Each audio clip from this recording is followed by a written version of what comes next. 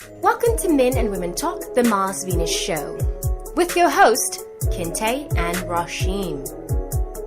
This program hosts a weekly panel of men and women who discuss topics such as dating, the workplace, family, spirituality, cheating, and of course, sex. Monday nights at 6 p.m. Pacific, 9 p.m. Eastern. The show is simulcast audio and video on the website indieradio.org, which allows listeners all over the world to gather together to tackle challenging relationship issues. And now, here are your hosts of the Mars Venus Show, Rashim and Chitty. Hello, and welcome to an all-new episode of Men and Women Talk, the Mars Venus Show. I am one of your hosts, Chitty, all the way live from Los Angeles, California. I am so happy to be here with you people. We had a lot of technical difficulties because we are transitioning from one platform to another, but you know what? We worked it out. I'm so happy to be here, and I'm here with the one and only Rashim. How you doing, Rashim? I'm good, like a piece of wood, if you know that I should. I'm going to tell you something that happened to me recently. My glasses broke. You see this? Yeah. And these are my favorite glasses. You know how you have your favorite thing, and like even though it's broke, you're trying to hold on? So y'all send out a prayer for my glasses. All right, I got a prayer for your glasses. But all right, thank you. How was your weekend besides breaking your glasses? It was pretty good, not too shabby. I don't remember what I did, so that means it was a good weekend. Oh, okay. Well, that's what's up. Was it because you were faded and you just don't remember, or what was the deal? I mean, okay, so I spent part of my weekend. I don't know if everyone knows, but if you don't know, here's your public service announcement. Luke Cage is available on Netflix, so check it out if you haven't. I don't think it was Marvel's idea to get all, to add so much diversity, but it must have been Netflix's idea. And so I've been kind of fiending for Luke Cage, and I got it. And just a tip for the ladies, do not watch Luke Cage with your boo. Don't do it. Why not? Some things might come up. You might make some comments. You might be like, ooh. And he may not be, used to seeing you in that light, checking out other dudes. So just don't watch it with your man, Oh, okay. Pre-watch it first, and then watch it with him. So some uncomfortable moments with you and Boo there, right? Okay. Well, I saw it. I think it was 5 episodes. I can't remember. But one thing, and then we'll move on. But one thing that was cool is, I don't know if you guys caught this, but every episode title was a Gangstar song title. Now, if you guys don't know the group Gangstar, they're a classic hip-hop group from the 90s. And they named all the episodes after Gangstar song titles. And I picked it up right away. And because I'm a huge fan, rest in peace, Guru. But I thought that was really good little touch, and then they kind of have a New York undercover thing going with every week there's like a new. Every episode there's another artist singing in the little club thing. They had Raphael Sadiq. I felt like they were summoning Empire a little bit with whole. Let's hope not.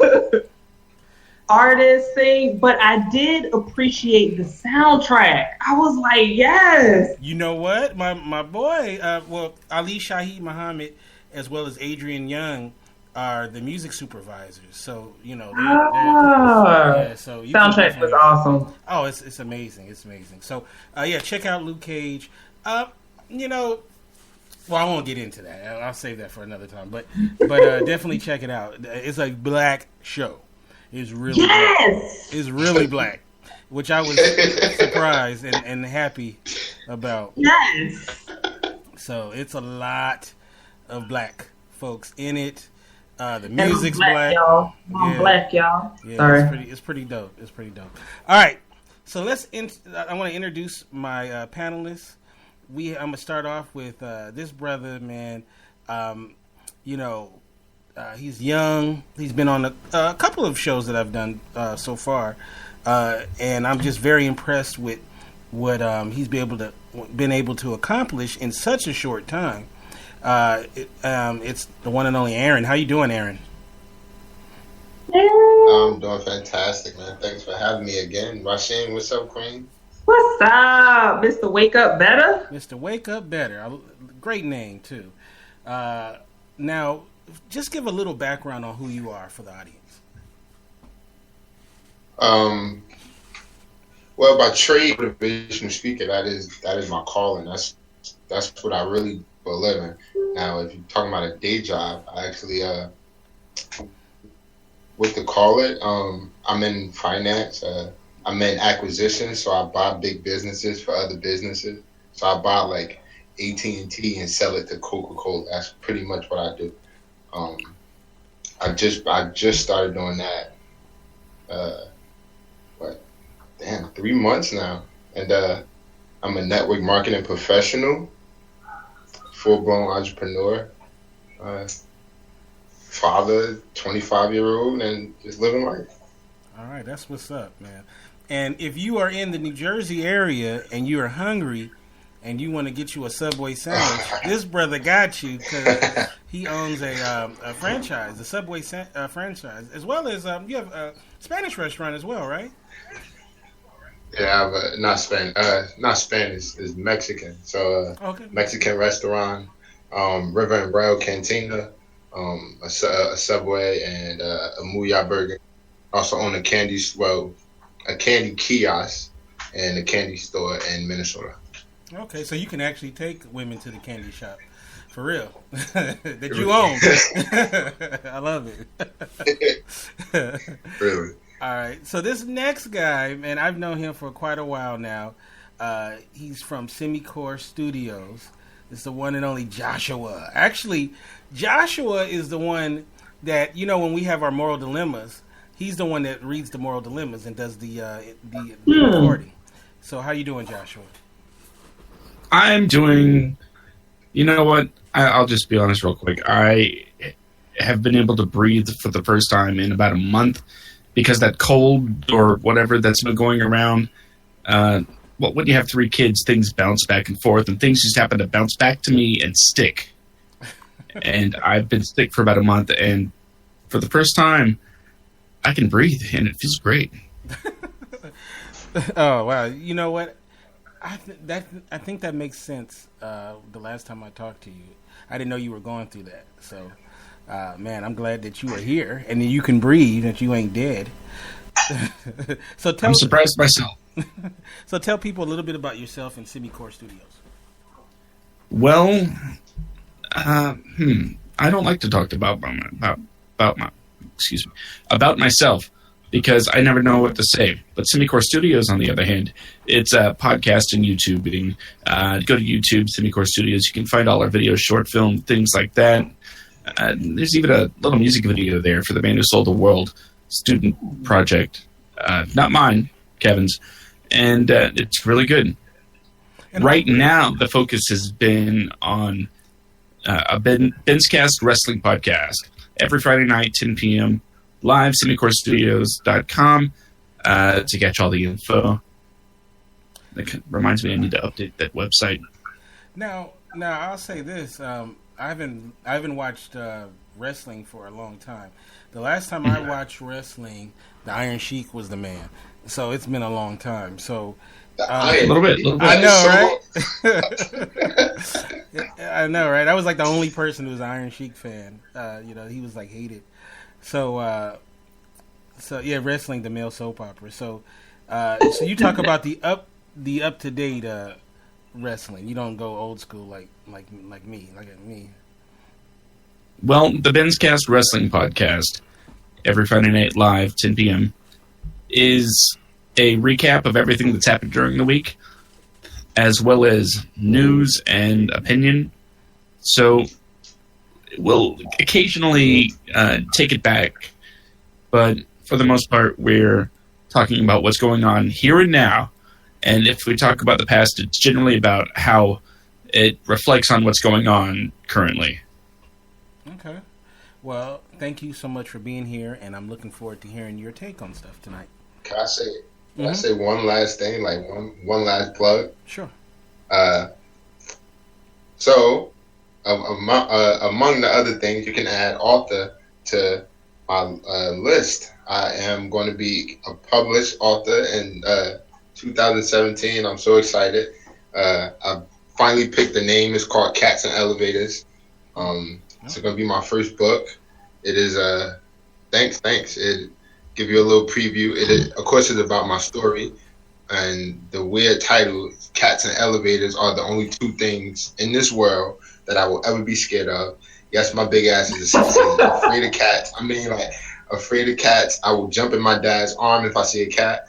And elevators, elevators. I still take stairs. And when I go to the city and I work in the city, work on the 57th floor, I take the stairs. I'm not lying. So there's Cats and Elevators. That is my book. It's going to be amazing. I can't wait to get it out there. All right, I'm looking forward to it. Yeah. I like that title, Cats and Elevators. I love it as well. Thanks. All right, so tonight we are doing our 5th installment of our all-male panel. And I believe, Josh, you were on one of the all-male panels back in the day. So this is the first one that we're going to do in a video format, so it'll be a little different. And basically, the thing that I want to talk about mostly is our relationship to the opposite sex. I really want to focus on that. And one thing that I don't think Aaron knows, and definitely Josh doesn't know, is over the weekend, I put together a 15-question survey that I asked a bunch of ladies to fill out. These are, different questions. It ranges of different topics.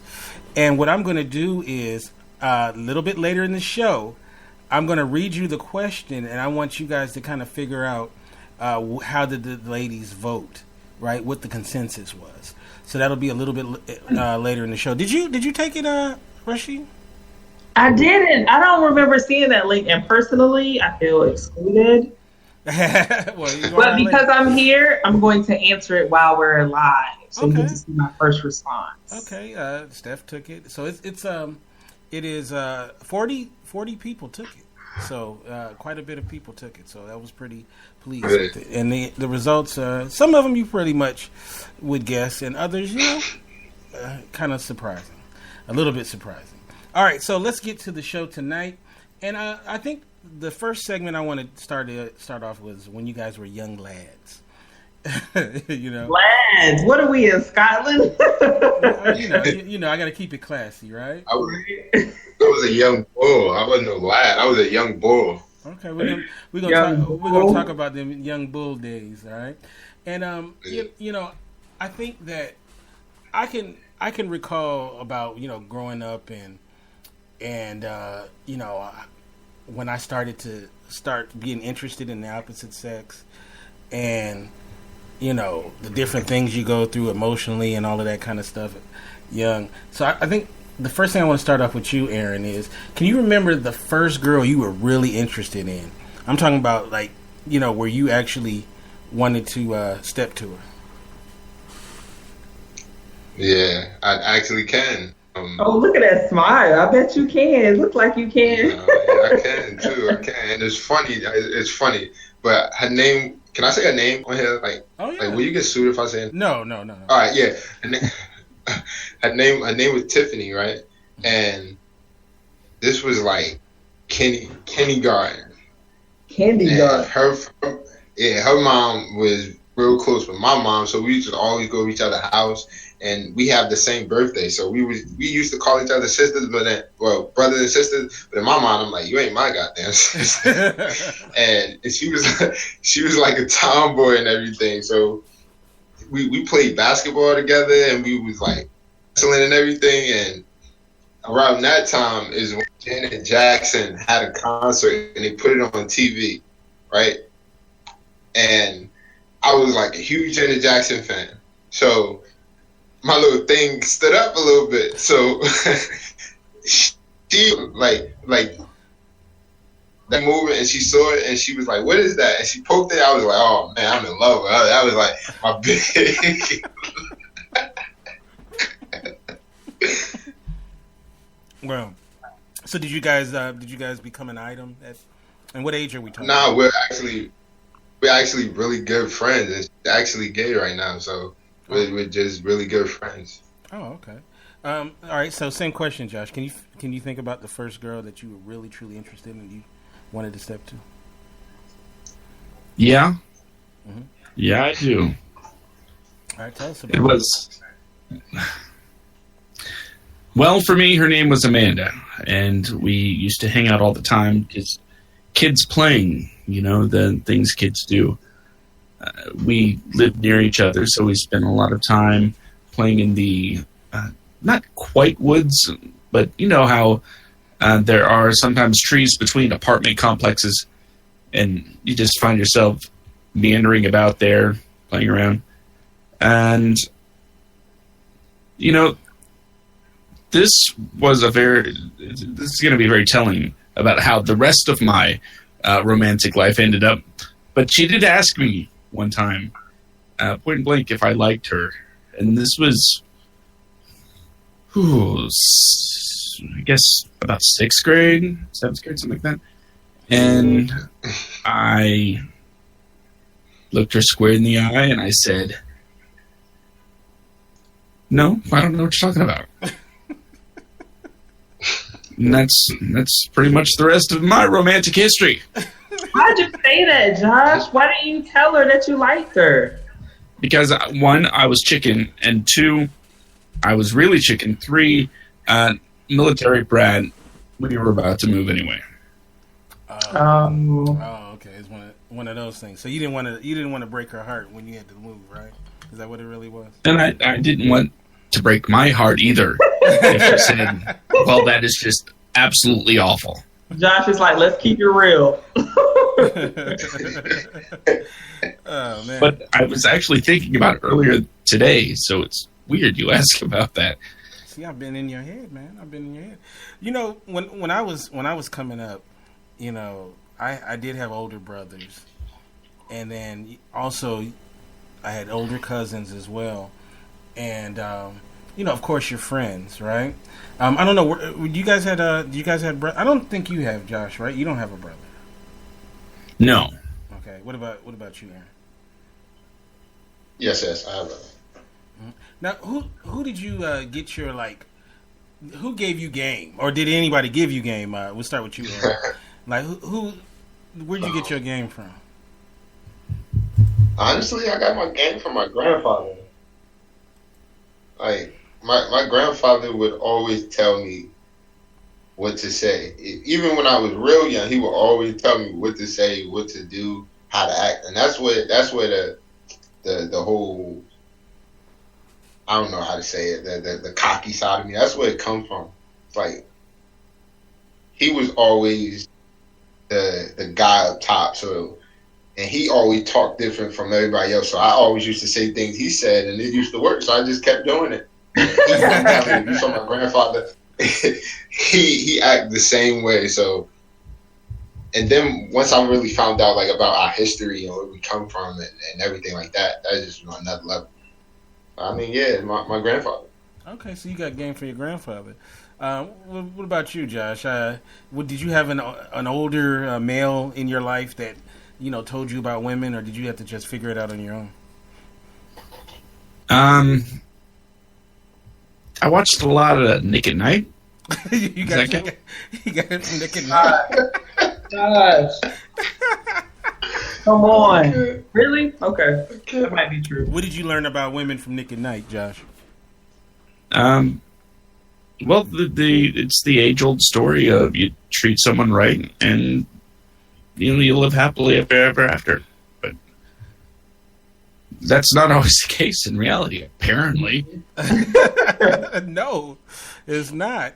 That's a good question too. The whole thing about do nice guys finish last, and we're gonna get Rasheem's point of view on this, but what do you think, Josh? Do you think nice guys finish last when it comes to women? No, not at all. No? I think the desperate ones that'll just connect with the first person that shows them attention are the ones that generally finish last. But the nice guys, if they're patient, and find an actual partner, will always win. Okay. I guess it also depends on what race you're in. So, what are you aiming for? Long-term relationships, that quickie, or something in the middle where it's like it'll last a while and you can get it whenever you want. When he said what race you're in, I was like, what, is race specific? Oh, okay, I get what you're saying now. That had me dying. You got to be careful with that word. You got to like put quotations on it or something. What about you, Aaron? Do you think women like nice guys? I think women love nice guys, or the idea of the nice guy. Mm-hmm. I mean, it's one thing, like, and it's funny, but sometimes when I'm on Facebook, I might see those little judge things, and they had the lady she had like a good brother, like a good dude. He was treated nice. He would actually cook for it and everything, and then she just was like, she was kind of scared of it. So she wanted the same thing she was scared of. It was just I couldn't wrap my mind around it. But yeah, I don't think nice guys finish last, because when women grow up, ain't they told to look for dudes that hold the door and pull out the seat and know when to hold their hand and know when to hold them and things like that? I mean, nah. Don't finish last. Steph said a good point, though. She said she thinks passive guys finish last. What do you guys think about that? I don't think I want to answer. Oh, why is that you? That's just like, I plead the fifth. Now we're gonna. I agree. Yeah, we're gonna be counting on Rasheem as the sole representative of the female species. Represent all women. Yes. I think that Steph is on point with that. I think that if guys aren't intentional about their expressed interest, then they can, quote unquote, finish last, because you might be interested. And I don't know, like, I've had situations where guys have told me later, like, I was really like, and I'm just like, why didn't you say anything? Like, I would have been, we could have worked, you know what I mean? We could have at least explored the possibility.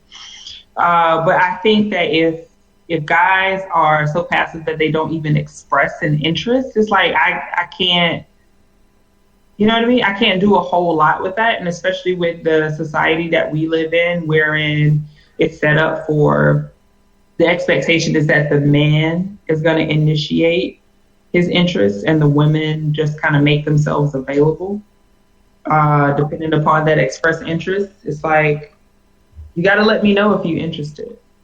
And I think I think sometimes you get to a point where guys are like, man, I've had enough rejection, or there's no way that this is going to happen, or if this doesn't work out right, then it's going to ruin my friendship. Have you guys had those situations where it's just like you've been interested in a girl, but you're just like, there's no way this is going to work, so you don't even ask? Yeah. Like, and like, nope. Aaron says no. Josh says yes. So is it you get intimidated by certain women? Is that what it is, Josh? No. If I'm understanding the question right, you kind of look at the situation and realize that whatever it's going to be would be very short term, something like that. Not something to build for the future, just something for right now. You know what? I have to agree with that. There's been situations where I have passed on stuff because I'm sitting there looking at it long term. See, you know that old saying, you don't shit where you eat, right? So especially in situations like, in your apartment complex, at your job. That's some you just hitting it tight. Like that is never long term. No. Yeah, but also too though, apartment complex. Yeah, hey man, hey, it's real, but but like stuff like that. For me, it's like this: if I don't feel like it's a legitimate chance to really go somewhere, then I'm less likely though to do the apartment complex or the job is really hard. situation because you don't want to go to your job with your crazy ex. Okay, pump your brakes, Kente. Why the ex always got to be crazy? She wasn't crazy when y'all was kicking it. Why women after we break up, we always get the title of crazy? Why they? It's not after the breakup. Oh, it's that causes the breakup, right? Why does that make us crazy? Because we break up. Why couldn't it just be like we just broke up? Why she got to be crazy? No, that's not true though. See, I have exes that are coming wonderful. from the same woman though. Like that's Right. coming from the same woman. Yeah. You just break up and be like deuces. Some chicks break up and be like, you ain't breaking up with me. If we break up, your stuff breaking up. Yeah, your house going to catch on fire. Like some women is on that level. So don't say it's not true. Don't say the crazy ex is true. Okay, so was she crazy when she was in a relationship with you, and then you just realized she was crazy after y'all broke up? Yeah. See, no. See, that's a yes and no question. Because she was crazy. She had it in her when we was together. But it took us breaking up for her to show it. So, yes, she was crazy when we was together. Aaron, could it just be that dudes like crazy chicks? That is also the time publicly. I love crazy chicks. I don't know what it is, but I love the crazy. That's funny. No, well, but when you first meet somebody, unless they're really crazy, they put their best self forward, right? So you don't really realize the fuckery in people's lives until later down the line. Generally, you don't fart at the dinner table, on the first date. You don't show that real, that side that you only can suppress for so long. So what happens is when you get to know somebody, then you start realizing what their real true deal is. So it be like that sometimes, though. Sometimes, but I wouldn't say every ex is crazy, but some are though. Some are. So I've heard this thing about crazy chicks have the best sex. Is that true? No, pregnant women have the best sex. Crazy Oh chicks my is like.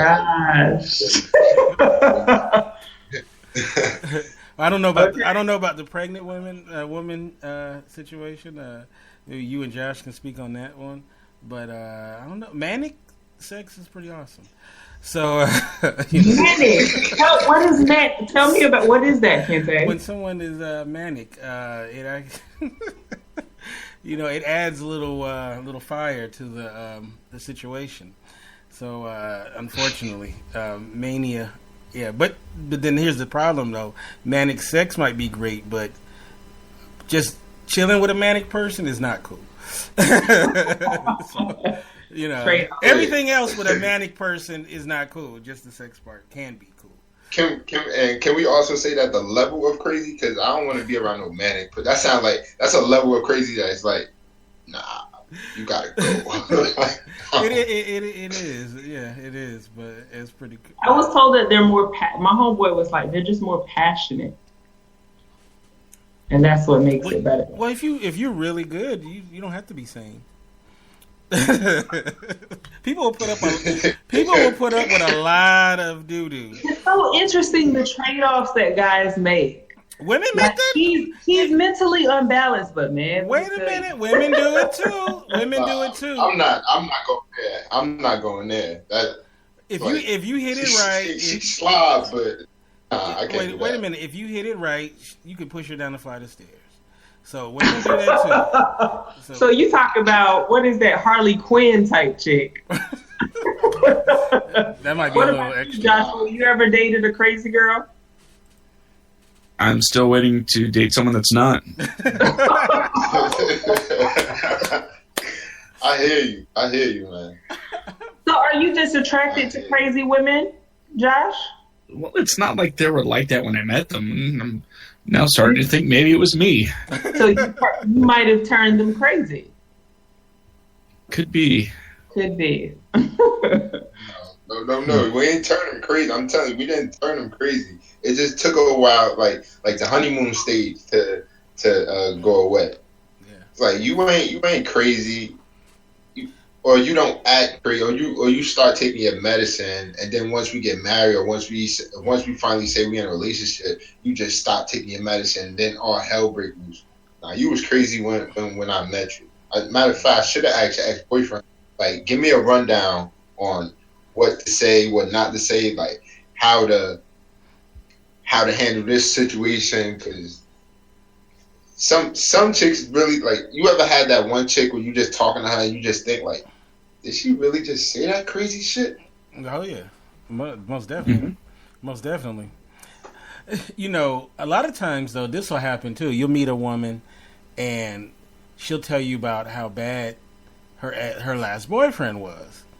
So, you know, when I was younger, I would be like, "Oh man, that's terrible. He did what to you? Oh my god!" But then you start, after you're with her for a while, then you understand why that guy was so crazy. Why he went the other way. So so a lot of times it's the person that you're dealing with. So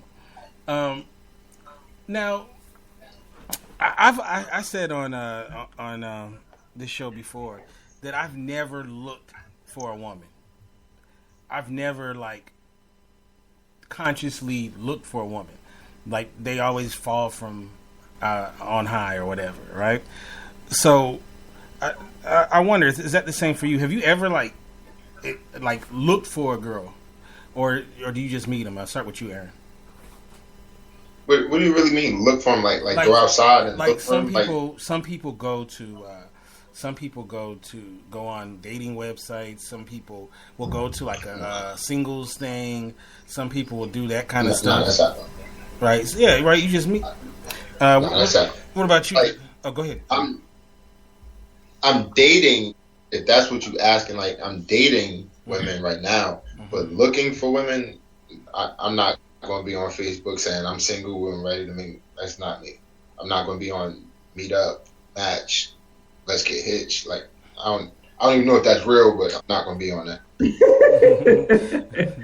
All right. I don't even. What about real? Not down. What about you, Josh? Do you have you ever like looked for a woman? No, not in the way described. And to go off a comment in the chat, I've never met somebody with the intent of dating them either. I just kind of walked into these things, these people that I've met and have relationships with, whether it's I have dated someone I worked with, and I have met people at a friend's house and just kind of hit it off. But never have I gone out to a public place with the intent of meeting someone or picking someone up. Yeah, me neither. Do you guys go to nightclubs or anything like that? I'm 25. Do I? Hey, Do I man, ever? I know some who don't. Yeah. No. See, Josh doesn't. I'm curious to know, how easy are guys to pick up? I found that guys are really easy to pick up in my experience. How easy are you know guys? how easy a guy is. If you're out at a club and a woman comes up to you and says a pickup line that's a corny pickup line, but she's hitting on you, how easy do you think it would be for her to get you to have more of a conversation with her? First of all, I didn't know women had pickup lines. I need to be invited to one of y'all meetings so I can learn that. I know, like, right? I didn't even know women had pickup lines. Y'all sneaky. Like, y'all sneaky, just meeting like behind our back. But anyway, I don't think I'm an easy catch. Or I like to think like I'm not an easy catch. I think the real question behind that is, have you ever been picked up? Yes, I guess you could say, but I wouldn't say it's easy. Like, you gotta be, and I haven't done it often, so it's not like I'm just out here hoeing, but I don't think it would be easy. Like, you gotta do more than just buy me a drink. I buy my own goddamn. So you gotta do more than that. And I talk just like this. I talk the same way in the club. Like, I might say something you might not understand. So if you're not on my frequency, you could to the left. So not easy. To quote Queen B. Yeah, right. Josh, are you easy to pick up? I have no idea. Oh, you haven't been. What? You haven't been picked up, Josh?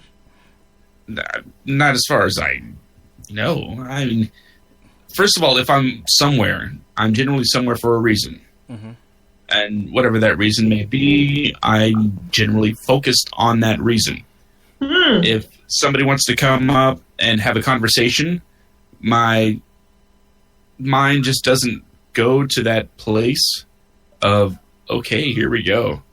It's more of a, oh, here's someone that wants to have a conversation. Hmm. And then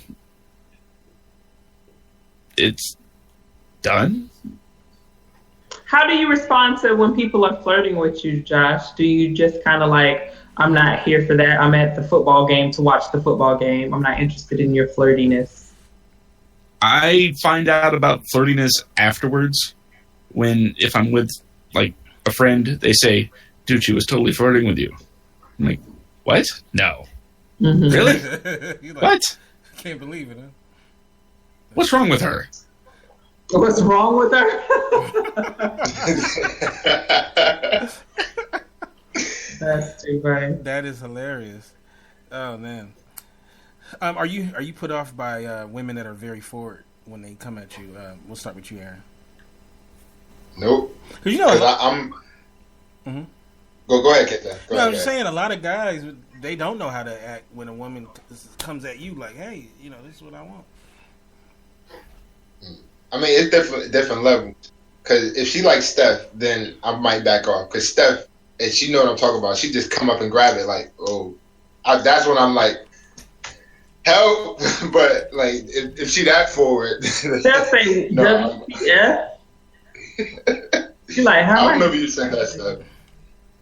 Oh wow. But I mean, I love when women approach me and I could tell, say, okay, she approached me for this reason. Because I would do the same, and I could respect it. Steph say she don't be grabbing people. Steph, you walk up to a dude, I like you. No. Oh, that's funny. But Josh has already said though that he pretty much doesn't pick up on it. So even What's up with you, Kente? Huh? Do I like? Oh, I love that. I like that. So, Do you? Okay. Yeah. So you wouldn't be like, you a little bit too much, ma'am. No, not at all. But what's so funny though is the thing that would put me off is if I just didn't like that person and then like their like their vibe and all that kind of stuff. Then I might be put off like, nah, I'm good. So that would be the only reason that I would have an issue. So Steph asked the question, what is she flirting with you and she not cute? I was just about to answer that. I would still flirt, and I flirt with everybody. It don't matter. Well, everyone, it don't matter. So I'm gonna still flirt. Taking it further, then I'm not going to do that. I'm not going to take it further. If I'm not attracted to you in that way, then I'm not going to take it further. But I'll flirt with you just to pass the time. It's not hard. What about you, Josh? If she's flirting with you, you're aware of her flirting with you. Okay. She's not cute. I think, depends on the conversation and how it goes. Because there have been times when just talking to someone that we have a shared common interest and we are able to have a good conversation, this maybe not so cute person can become more attractive as the conversation goes on. Does this conversation have drinks with it? Because that's what it sounds like. No. So no one can get more attractive to you, Aaron? As you got to get to know her a little bit more, and then all of a sudden you start taking another look at her, and maybe things change a little bit. If it did, honestly, it hasn't happened. He's like, the honest truth. Like if that was true, it hasn't happened to me yet. And I was not trying to be funny. Like it hasn't happened to me yet. Okay. Oh wow.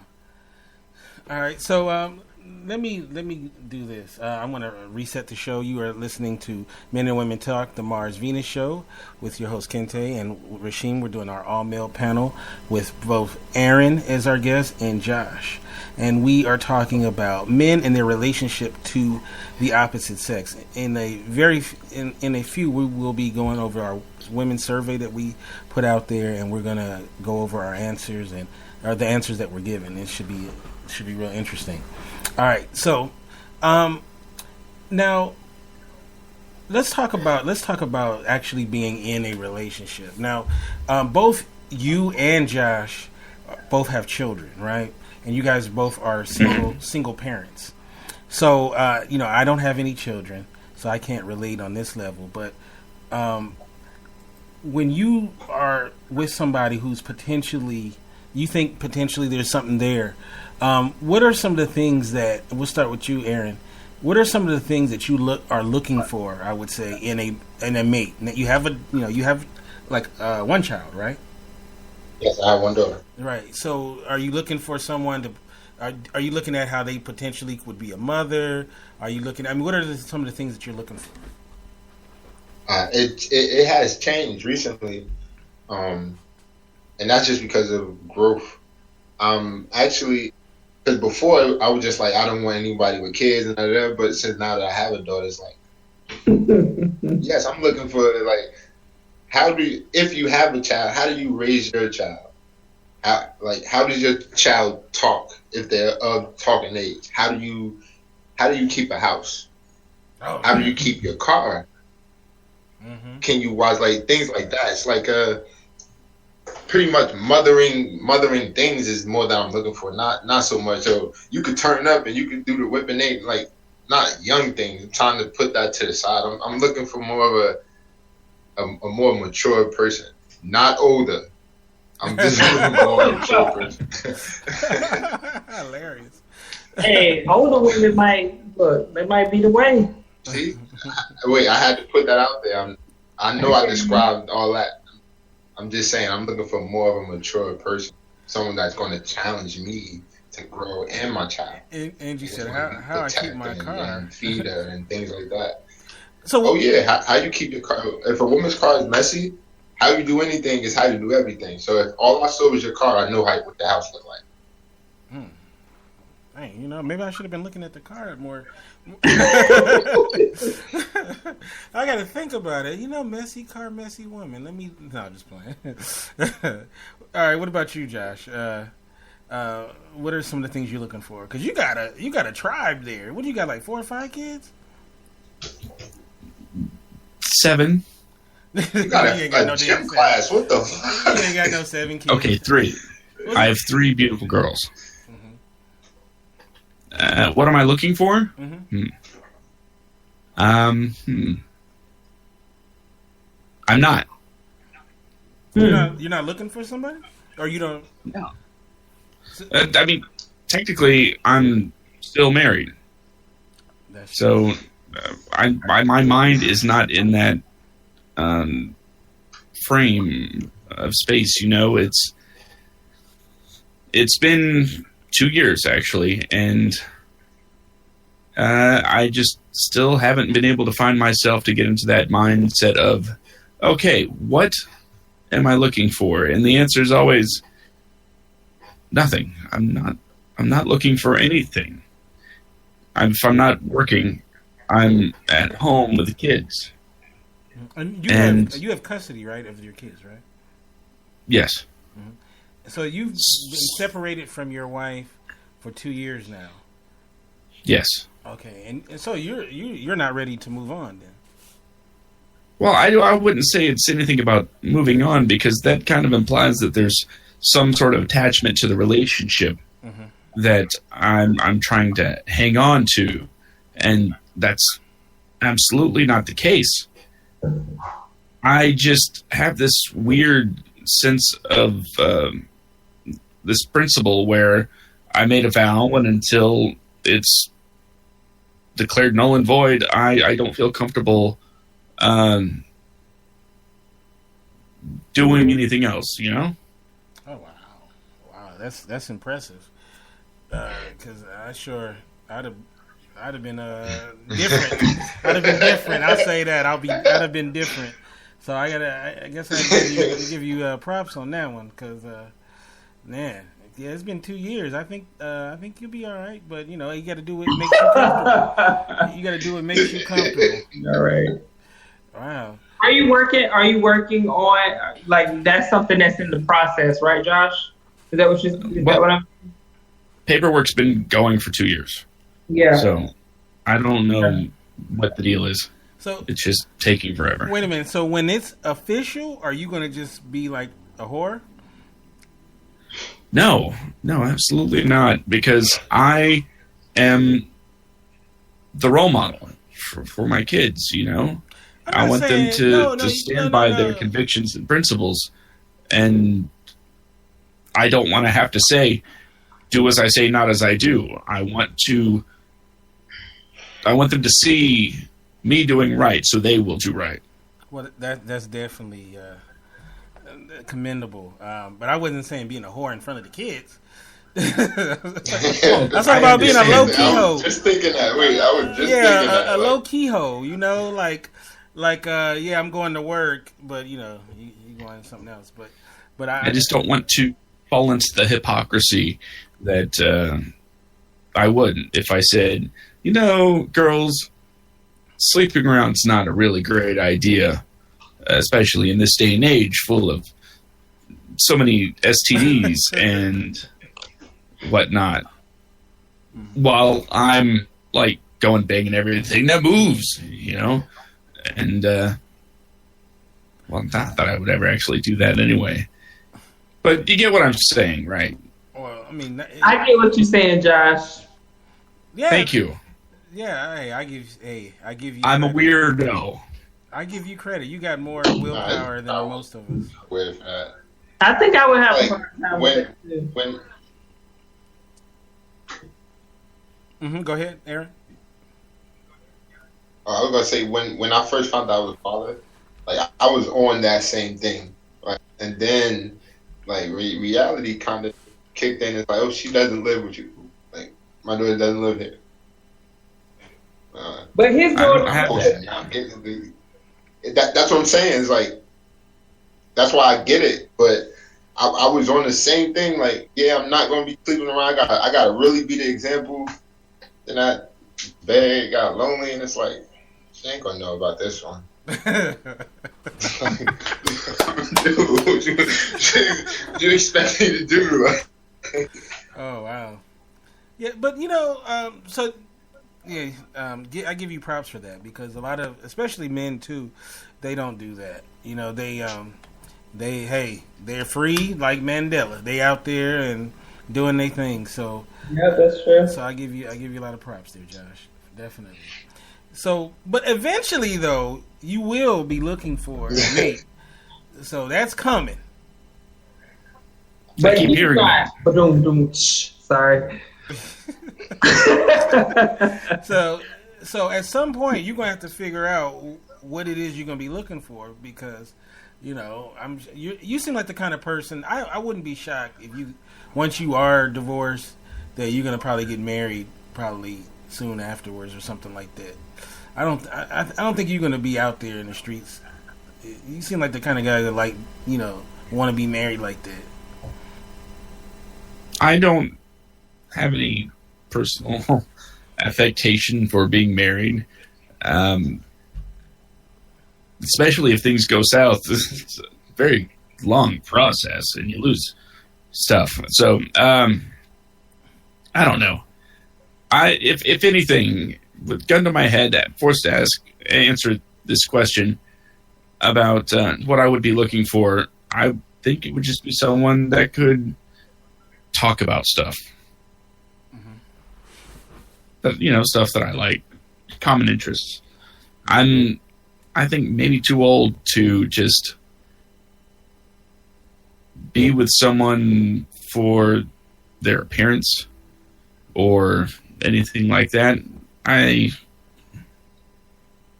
seen how relationships don't work if you really don't have anything in common. Oh, yeah. And I don't want to fall down that rabbit hole again. I have a question for all of you guys.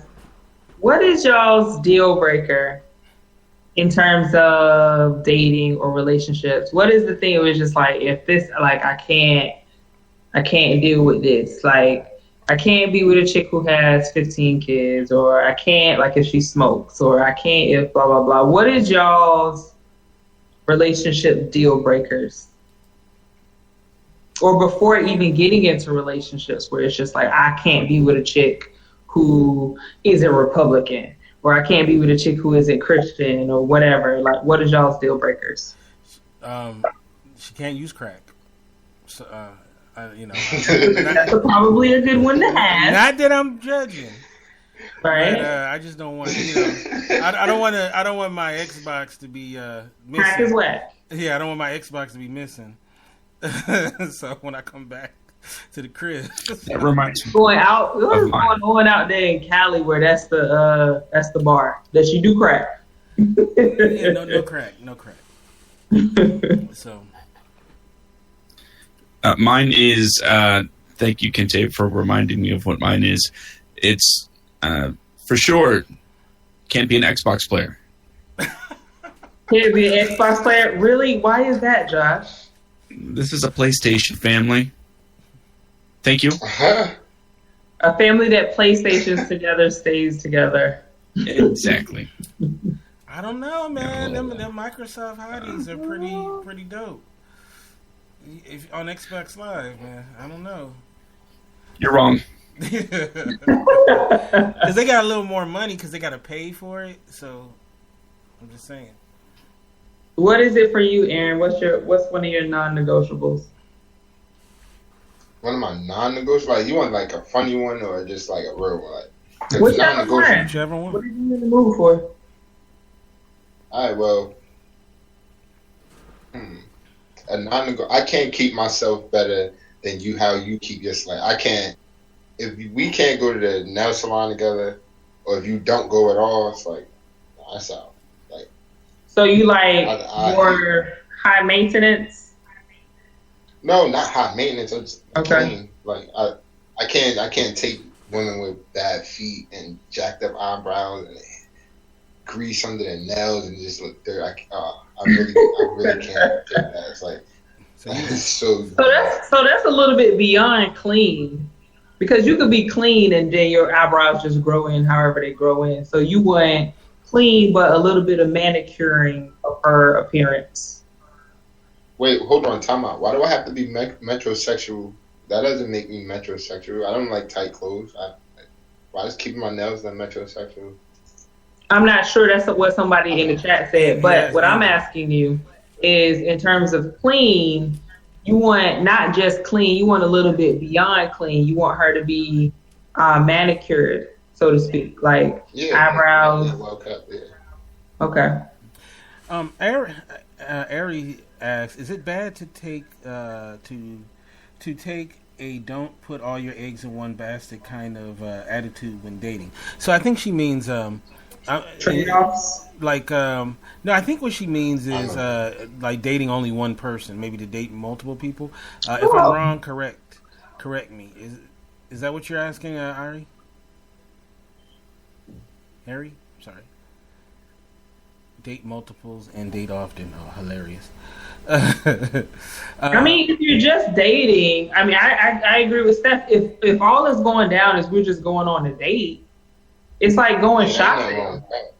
Yeah, I mean, until you actually commit to a person. If you are just like literally like we're going to the movies and. I don't know. I mean, it depends though, because I think when you're younger, like it's probably better to just date a lot of people and see what's popping. But I don't know. I feel like at this point, sometimes it's like, like Netflix. Like you're on Netflix and there's a lot of great options, a lot of great movies. So what happens is sometimes there's so many options you never can settle in on one option. So it like messes you up there. So I don't know. Sometimes maybe if you limit it and just focus a narrow search, maybe that might help you as well. I think when you're older, it's better to date more. Oh, she's saying when you're older, mate, you don't have a lot of time. You need to find the best person. I don't know. I don't know about that. I mean, I think it's different for guys. Like, right? Because for guys, as you get older, the spectrum of who you can date gets larger because guys typically stay younger than them. As we get older, the spectrum of who we date gets shorter. So I mean, and then me, as I get older, dating for me is kind of like I said on another show, it's like, are we gonna do this or what? Because I got shit to do. Like, you know what I mean? So wait a minute. You said we have more options. Intent, though. That's I think guys do have more options because you guys tend to date younger. So the older you get, you got more people younger than you, and we tend to be older, so that narrows the pool a little bit. So if I have a lot of people, and then I'm just like. And then I don't want to waste anybody's time. Like, are you interested in what I'm interested? No, then we can stop wasting each other's time. Type of thing. That's funny. I don't know. So what about you? You believe that, right? The date is, and you young cat. You're what, 25, right? Yeah, I'm 25. I mean, it's hard. Like where I'm at right now. I know I made like a joke earlier, but I'm not just out here dating like you going to date, everybody gets like I'm not doing that. Like, do I go on dates with different women? Yeah, but my intentions with each woman, like I actually have intentions on a different level with each of these women. So I mean, that's kind of where I'm at, I guess, trying to put it in perspective. Now I gotta ask this question. It's an important question. Now, what has to happen for you to feel like you can introduce someone you're dating to, like your mother, your father, or your peoples? We got a baby. Oh wow! My grandmother met 2 girlfriends. One of them was by accident.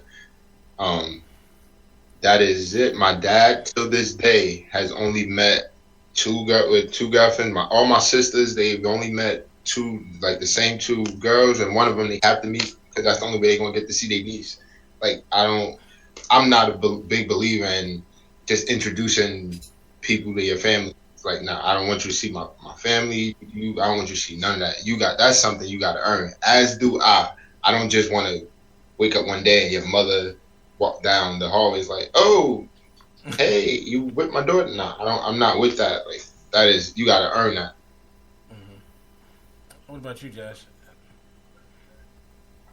What has to happen?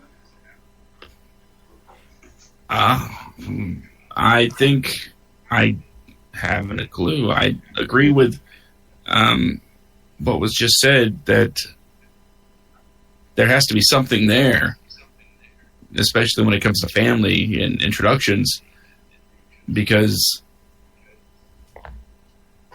as far as kids go, you don't want to be like bringing people in and out of their lives. And as far as your parents go, you really don't want to have your mother call back, well, remember that one you dated a while back? She was so much better than who you're with now. And then you realize that the person you're with now is standing right next to you, and you're like, yeah, this is the new girlfriend. Thanks for that. Yeah, true story. It actually happened. Yeah, me and Aaron are definitely of the same mind that it takes a while for me to feel comfortable to do that, and because one thing is too is if you haven't integrated her that much into your life, it makes it easier to cut it out if need be too. So that's the joy. I mean the joy. I did say that. I did say that. That's the good part of when you haven't integrated her that much into your life, that it's easier to cut her out. Stuff. I mean, it is what it is. And the same thing with on the other side as well. So I'm interested though to I know it's about the fellas, but I want to ask Rasheem this question though. Have you ever felt like a guy wanted you to meet his folks too early?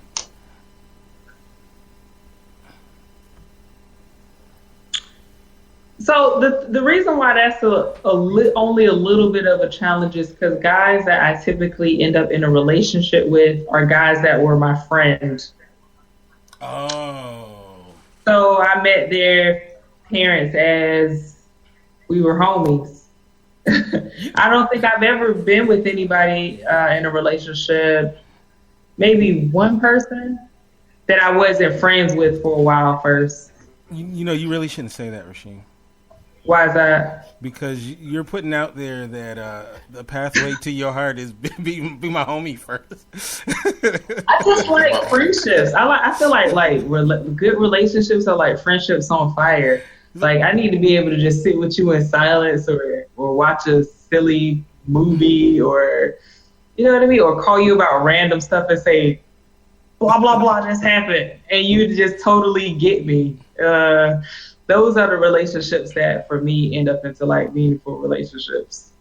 It's funny though. Well, you're married, so you shouldn't have this problem now. But if you weren't, because I could see a guy going, "All right, we've been friends now for 3 months. When do we get to the other part? I'm on the path." the extended friend zone. Right. Now I've had women who were upset that I didn't want to introduce them to the family and such. So I would take that personally if I was dating a guy. Yeah, but I mean, why though? Yeah, why? I don't understand. Why? Because I'll say this: if we got to a point where you wanted to be intimate with me, where you wanted me to share my body with you, but I wasn't significant enough for you to share it with your family, then that would tell me something about what I mean to you, and it would make me be like, he doesn't value me in the same way that I value me. So then that's not a reason, then that just tells me something about our relationship. Like our relationship just isn't there. He hasn't had enough time to value you when the same thing you have for yourself. Like, I can't value you after me and you 6-7 months ago, you knowing you for 25 years. Like, there's no way I can value you on the same level. Well, that's fine. I mean, we just wouldn't be having sex, but that's cool. So in order to have sex, you got to meet mama first? It's not like it's a checklist of like, this is what you do to get to sleep with a person. Like, mom, I need you. Come to the crib. I want you to meet this girl. Right, he's like, all right, what I gotta do? All right, you met my mama. Here's my dad. No, I just feel like that would just be a demonstration of how serious you think our relationship is. And I don't want us to be on two different pages about how serious our relationship is or the trajectory of our relationship. So if you don't think I'm significant or important enough to meet your family, you're definitely not significant or important enough for me to sleep with you. That's just me. But see, that's where men and women are different, because some things are on a different level.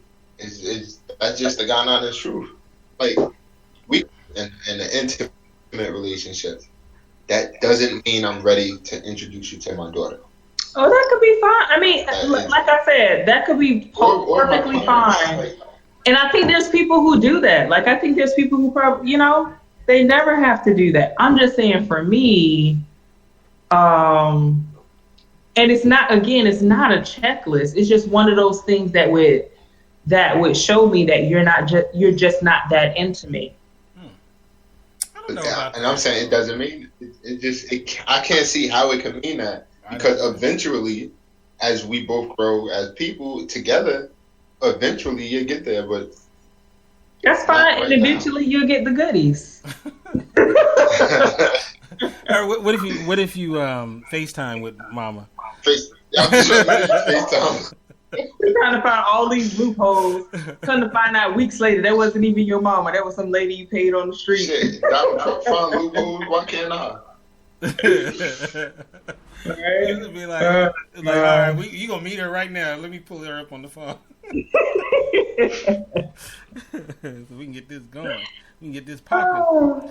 Oh man, that's funny. All right. So as I said, this past weekend, I put out a survey of 15 different questions covering a lot of topics. I'm asking women to answer, and these are basically how they feel about men, right? And we got 40 responses, so we have a good, healthy group of women to talk about their answers. So what I'm going to do is I'm going to say what the question is, and then I'm going to ask you guys, what did you think that the popular answer was? Okay? Are we keeping score? We should keep score, but I ain't got no pad or pen. Now these cover a lot of different topics, and plus we're gonna have an all-female episode in a couple of weeks. Both Danielle Booth as well as So Steph will be on the show, so some of these similar questions will be asked to those ladies, and then we're gonna do a panel of men. So we're gonna ask you guys too to do the survey when I put it out. All right, so here we go. First question, and we'll start off with Josh. Okay, I should do this like what's that show like Family Feud where it's like 100 people were asked and survey says right. Right. All right. So the first question was, which one of these qualities would you say is the most important in finding a potential mate? Okay, these are women asked about men. These are all women asked about men. All right. So which one of these are the most important? A, intelligence. B, high character. C, attractiveness. D, great in bed. And E, financially stable. So what do you think the ladies voted, Josh? That's... I was instantly going to go to sense of humor. That's always the answer, isn't it? Right. No matter how true it is, it's always the answer. Right. That's why I left it out. Can you run those answers back? Sure. It's A, intelligence. B, high character. C, attractive. D, great in bed. And E, financially stable. What was this anonymous? A racial demographic of these women? Most of them were African American, but some of them were Caucasian. I would say maybe 12 of the 40 were Caucasian, and the others were sisters. Okay. Was it an anonymous survey? Yeah, nobody's name is attached to it. So. Okay, then I'm going to say great in bed. If people are going to be honest. Final answer. All right, great in bed. All right, what about you, Aaron? What did you think the lady said? E. Oh, financially stable? Okay. And what about you, Rasheem? Because we want to get what you think. I was so sure that it was high character until you said financially stable. That's kind of a big deal. So if the thing had to tip me in either direction, I would say financially stable would win with sisters, with the demographic being that. So I would too. Yeah. Okay, well, actually, B, high character was number one. High character with black women. I know. I think the real answer is we found people will lie on anonymous surveys too. I can't believe it. Wait, Kente, did you tell them that they were going to win a date or something? Like what? No. Number two was intelligence, and financially stable was 3. And these are the women I need to be with because they know how to pick them good. Because I'm sorry, Rashi, I don't want to ask black women, but a lot of these other sisters out here with Tyrone and Fuquan and they over here they should have took the survey.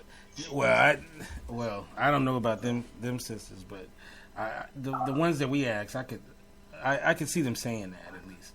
Now, I want to kind of, and we're going to kind of go a little deeper into that, though. I would agree that financially stable seems to be, I think women crave security overall more than anything. Knowing that let's say, if they don't work anymore, that they're not going to be homeless, right? Because I always feel like, especially when you get a certain age, like when you're in your 20s, like, you're both kind of growing together. you're both trying to establish yourself, you know, financially and stuff like that. Maybe you just got out of school, so I can understand that. But when you get a certain age, though, you know, like, to me, why make a lateral move if you're a woman getting married? Like, you know, you want to have a guy that can, you know that you ain't gonna be homeless. You know, I wonder how much too the age plays the impact, because I'm thinking just the opposite, Kente. I'm thinking maybe the older you are, the less that matters because you're more established yourself. But do you want somebody broker than you though? I don't. So let's say, if I was making six figures and I can handle all the bills, I wouldn't mind that you make less. Well, I mean, I want you to not have a job at all, but you making less than me. Well, not really less like that, but I mean, like he has to bring something to the table, you know. Oh yeah, of course. Like I would want them to bring something to the table financially, as you say. But them making less than me wouldn't be a deal breaker for me. Yeah, but you want to know. But wait, hold on. You just said say that again. You said you want them to bring something to the table. So that's something. What is that something? Meaning they if he can make less, meaning okay, you making 100, can he make 30? Yeah, that's not something. Yeah, I mean all the other things that I like in a person, and he just makes less money, but he goes to work. He gets up. He goes to work every day. He's, you know, a good paternal partner. You know, I mean, all of those other boxes checked that I care about, and he just makes less money than me. Like I'm not gonna. That's not gonna be the deal breaker for me. I'm not saying you make $100,000 and he makes 85,000. I mean, like, I'm talking about like you make cake and he's baking cakes. You know See, the thing is, if I make that much, then how much he make isn't gonna have that much of an impact. It's on if I'm struggling and he's not making that. That's when that matters. That's when I feel like how much he make it matters. I feel like most women though, most women want an equal more than they want somebody that's below them or whatever. I think most women want an equal or at least close to it. That's what I've seen. Like guys don't seem to. And this is where I sound like I know something. I think women pick their men like they pick their purses. They like, I'm not an accessory. I think about it. Yeah, get it. I shouldn't have to match you. I shouldn't have to match you. It's different, or it's just different. Right. Yeah. You get it when you really think about it. No, I got it. I'm not. You. So what if a dude makes less? And I'm not talking to you, Rashid. I'm talking to everybody else. So what if a dude makes less? You make all the money. Why your man got to make all the money too? You looking for something. You should be looking for something different than just a guy with a big bank account. So if you like Rashid, I agree with Aaron. I don't want the same. I want compatibility. So if my goal is to have a household income of $150,000 and I make $100,000 and he makes $50,000, then we meet that. I don't need him to be the same as me. I need compatibility. That's just me. Ari says, wait, don't men do that? They pick chicks based on what make them look good. Yeah, some do, yeah. No. Some do. Well, some do. But yeah. All right. Personally, no. All right. Okay, so moving right along. The second question is, which of these qualities would you say is the least important in finding a potential mate?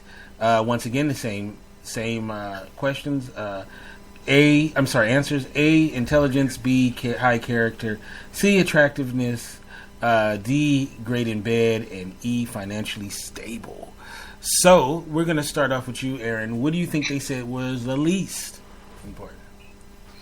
Just because you picked the best 40 women in the history of the world, I'm gonna say financially stable, just to get on the board.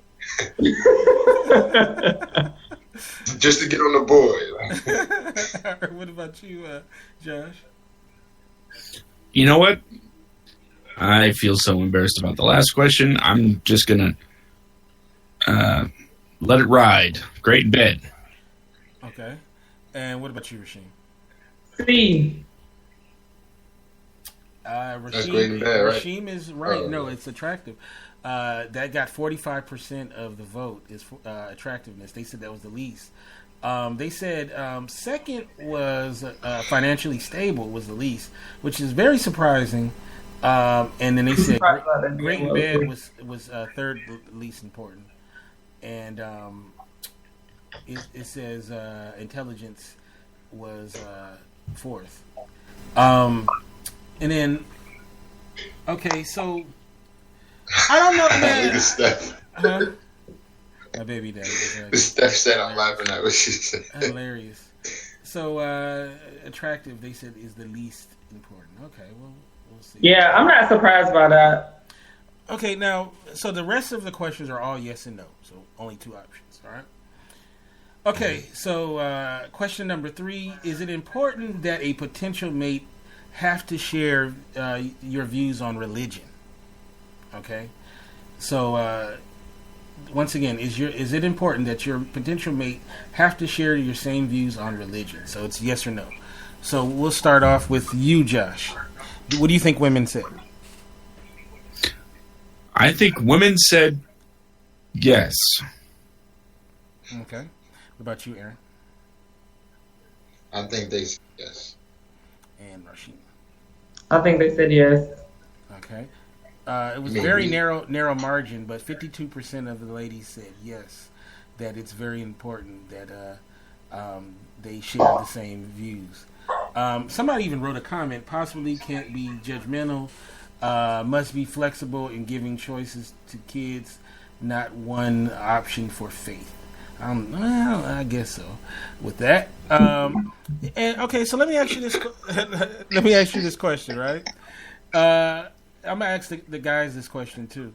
I don't know if you guys are religious at all, but for me, I find that if there's a gulf there as far as the way that religious wise, it can be problematic.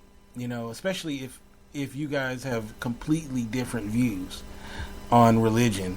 To me, it's like, I think it's pretty core to your belief system on your religion. So I would find it hard to, and I'm not the most religious cat in the world, right? But if you are to date someone who's maybe like an atheist or a Satan worshiper or whatever, it seems like it'd be a big deal. But I was wondering, Josh, I don't know, are you religious at all? No, not even a little. So when would you date somebody who is, though? It depends on how religious you're talking about. Because, there's, okay, go to church on Sundays, Sunday morning, and say, using Christianity as an example. But there's also, like, Westboro. So that's extreme. I think it all depends on where on the scale they lie. Oh yeah, I've dated a fanatical person before. I dated someone who became fanatical. Like, she kind of went to church, and then she got this position at the church she went to. She became the what do you call the youth pastor or youth minister? Yeah, and then she just became like this real fanatical religious person, and it changed our relationship. I often said Jesus stole my girl because she got really fanatical. It's so funny. Me and her. He tend to do that. He did. He definitely did. So I don't know. What about you, Aaron? Is the religious thing important to you? Not really. Mm-hmm. As long as there's like guidelines, do's and don'ts when it comes to it, I'm completely open about it. Like, you don't have to practice my religion as long as you don't change it up on me in a relationship. Like, you can't practice my religion when I meet you. Then oh, I want to be atheist today. Right. No, that's not. That's gotta call it quits there. But I wouldn't disrespect someone that I'm with, like religion. Like that gotta be guidelines of everything. You know, too. Also, too, the piece is when you have children, like, you know, that's a big thing. Is like how you're going to raise your kids as far as religion wise. You know, some people just work it out. There's no issue there, but I don't know, like the interfaith thing. Like I don't know about you, Rasheem. Are you a religious person? Am I a religious person? Mm-hmm. Not in the traditional sense of religion. Like I wouldn't say like that I have a religion. I do practice I do have like spiritual practices like mindfulness. And it's not a deal breaker for me. You know what? I am not surprised. I figured you would be like one of those one with the trees type sisters, you know, probably like candles and incense and yeah, you know, I think all of the religion, and I don't have anything against them. I incorporate different aspects of different religions into my life in terms of like discipline, and I think all of them are saying like be a good person. And I could be with a person I think of any faith, and even if they weren't a faith, if they were atheist or agnostic.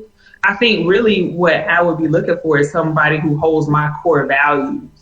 So if you were agnostic and you held my core values, then we're good.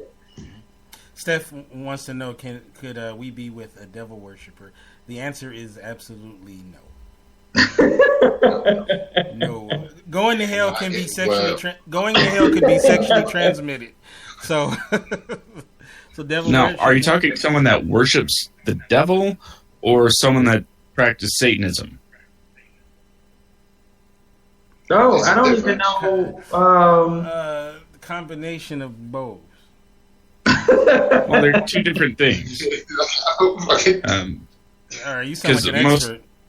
Practicing Satanists are actually, I want to make sure I say this correctly, they're atheists, but use the title as kind of a way to come together.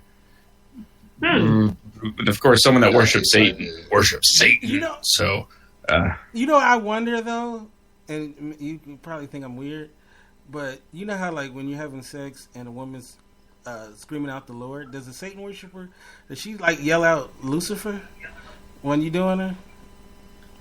No, she says, "Oh she probably shit." say God. It's God. All right, here we go. This is another religious question. Number 4. Could you be the first lady of a church? All right, so we're gonna start off with, I believe it was Aaron. What do you think? Look at my shame face. I say yeah. I think women. I think that's cool. Like, okay. What about you, Josh? At first, I thought, could I be? And then I remembered women answer the question.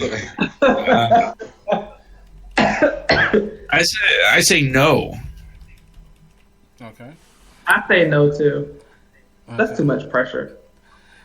You know, 85% of the ladies asked in this said no, which is so funny. Like you said, too much scrutiny. I'm talking about even women who are churchy, go to church every week in the usher board. They say no to this, which is very interesting. I've asked that question quite a bit, and a lot of people they say they don't want that scrutiny. It says, "Am I churchy? I go to church quite a bit." I don't know if you're churchy though. I wouldn't say churchy stuff. But yeah, so many women wouldn't want to be that, which is kind of interesting. That because there's a lot that goes with it. Positive, right? You are the first lady. You are the most important lady in the church, I guess, by definition, right? You're the pastor's wife. You get a VIP parking space. It's called his parking space. Right. Everybody kisses your butt. When you're the first lady, they may talk about you behind your back, but at least to your face, they kiss your butt. So, but there's way more to being the first lady at my church. Oh, okay. So I find it interesting that so many women say they would not. I wonder if Angie in the house, because that'd be interesting. Black Love Unite. Well, because it's not just based on your religion. You're in a lot of ways it's a political figure. Mm-hmm. You're held up in this picture. It's a lot of diplomacy involved. You're held up in a position. It's a position to hold. It's a job. It's not just based on your belief. And then there's this whole image thing, and it's just too much pressure. Yeah, you're hiding. Yeah, and you can't you can't be like twerking at the club. You can't. Right. And I never read anywhere in any book where any religious higher power had anything against twerking. Oh, okay. Is that what you're gonna say when you get caught if you're the first lady? Yes, twerking is good for the soul. In 3 Timothy, it says, "Twerk in while you working for the Lord." All right, here we go. So number 5, is it important that a potential mate share this mate have to? I'm sorry. Is it important that a potential mate share the same views as yours on politics? All right. So we're going to start off with you, Aaron. What do you think most ladies say? I don't know the answer to that. I don't know. I'm gonna say yes. Okay. What about you, Josh? I'm going to say no. No. And I said no. With 60%, the lady said no, it's not important, which is very. See, she said yeah, and I agree with Steph. Like for me, it's important because, I'm not saying we have to be 100% in alignment, but we can't be way off. You know what I mean? Like, because that's important to me. That goes to the core of who you are. So, I don't want to be with a coonette. That's not something that I want to be with. I want to. That is not a thing, Kente. Coonette is not a thing. I want to do that. So for me, the way that we view politics. When I say politics, I don't even mean just Democrat or Republican, but I mean like just the way that we see political issues. Like I said, we're going to have some disagreement, but we can't be so far off. That's where I would go wrong. So I don't know. So it makes me wonder with you, Aaron. Does that something that you care about? The way that a woman sees things as far as politically. Yeah, I care about that. Yeah. You was right. It does go. It does speak to your core. Like I can't be over here Black Lives Matter, and you like. I think all lives matter. It's like, whoa, what I get myself into. I'm gonna need to rethink some things. So yeah, it. Now that I'm really thinking about it, it does. We have to be on the same page about that. And do you mean political as just like who you voting for too? Like is that a part of it? It can be a part of it. I mean, I don't think I could be with a Republican. That would be a little bit. Why not though? Like I could think I could be with a Republican as long as she's like a Republican for the right reasons. Like you can't just be a Republican for Lincoln strictly was because you think they're going to lower taxes. Like you got to be down for the cause. Yeah, I'm good on that. She can't be no Republican. No, she can be fine. If she a fine coon Republican, I pass on that ass. I definitely pass. Because that coon gene will transfer over sometimes. So you got to be like really careful who you make kids with because, you don't want that to happen. So what about you, Josh? Do you care if your lady, the way she swings as far as politics? Well, I have two points real quick. One, I'm kind of witnessing what politics can do to a relationship because my father is a Trump supporter and my mother is a Clinton supporter. So it has been very interesting watching them over the last few months. And it's, at times, it can be a little bit heated, but, you know, even though they're as far apart as they are in their beliefs, because they are who they are, they can still crack jokes about each other's candidates and, you know, have a good laugh together. Mm-hmm. And two, I want to address a point in something someone said in the chat that said there are two types of people, all lives matter and Black Lives Matter. I want to add a third type of person, the nihilist, that thinks no lives matter. So just wanted to put that out there. But as far as my own personal beliefs about politics, it's not so much a major deal for me. I like to think of myself as a little caught up on my reading when it comes to these things. Personally, I don't know. I don't think I could ever be with someone that doesn't have, like you guys mentioned, the same core beliefs. And I think that's more about social issues rather than how we should spend our tax money right. on, you know, things like that.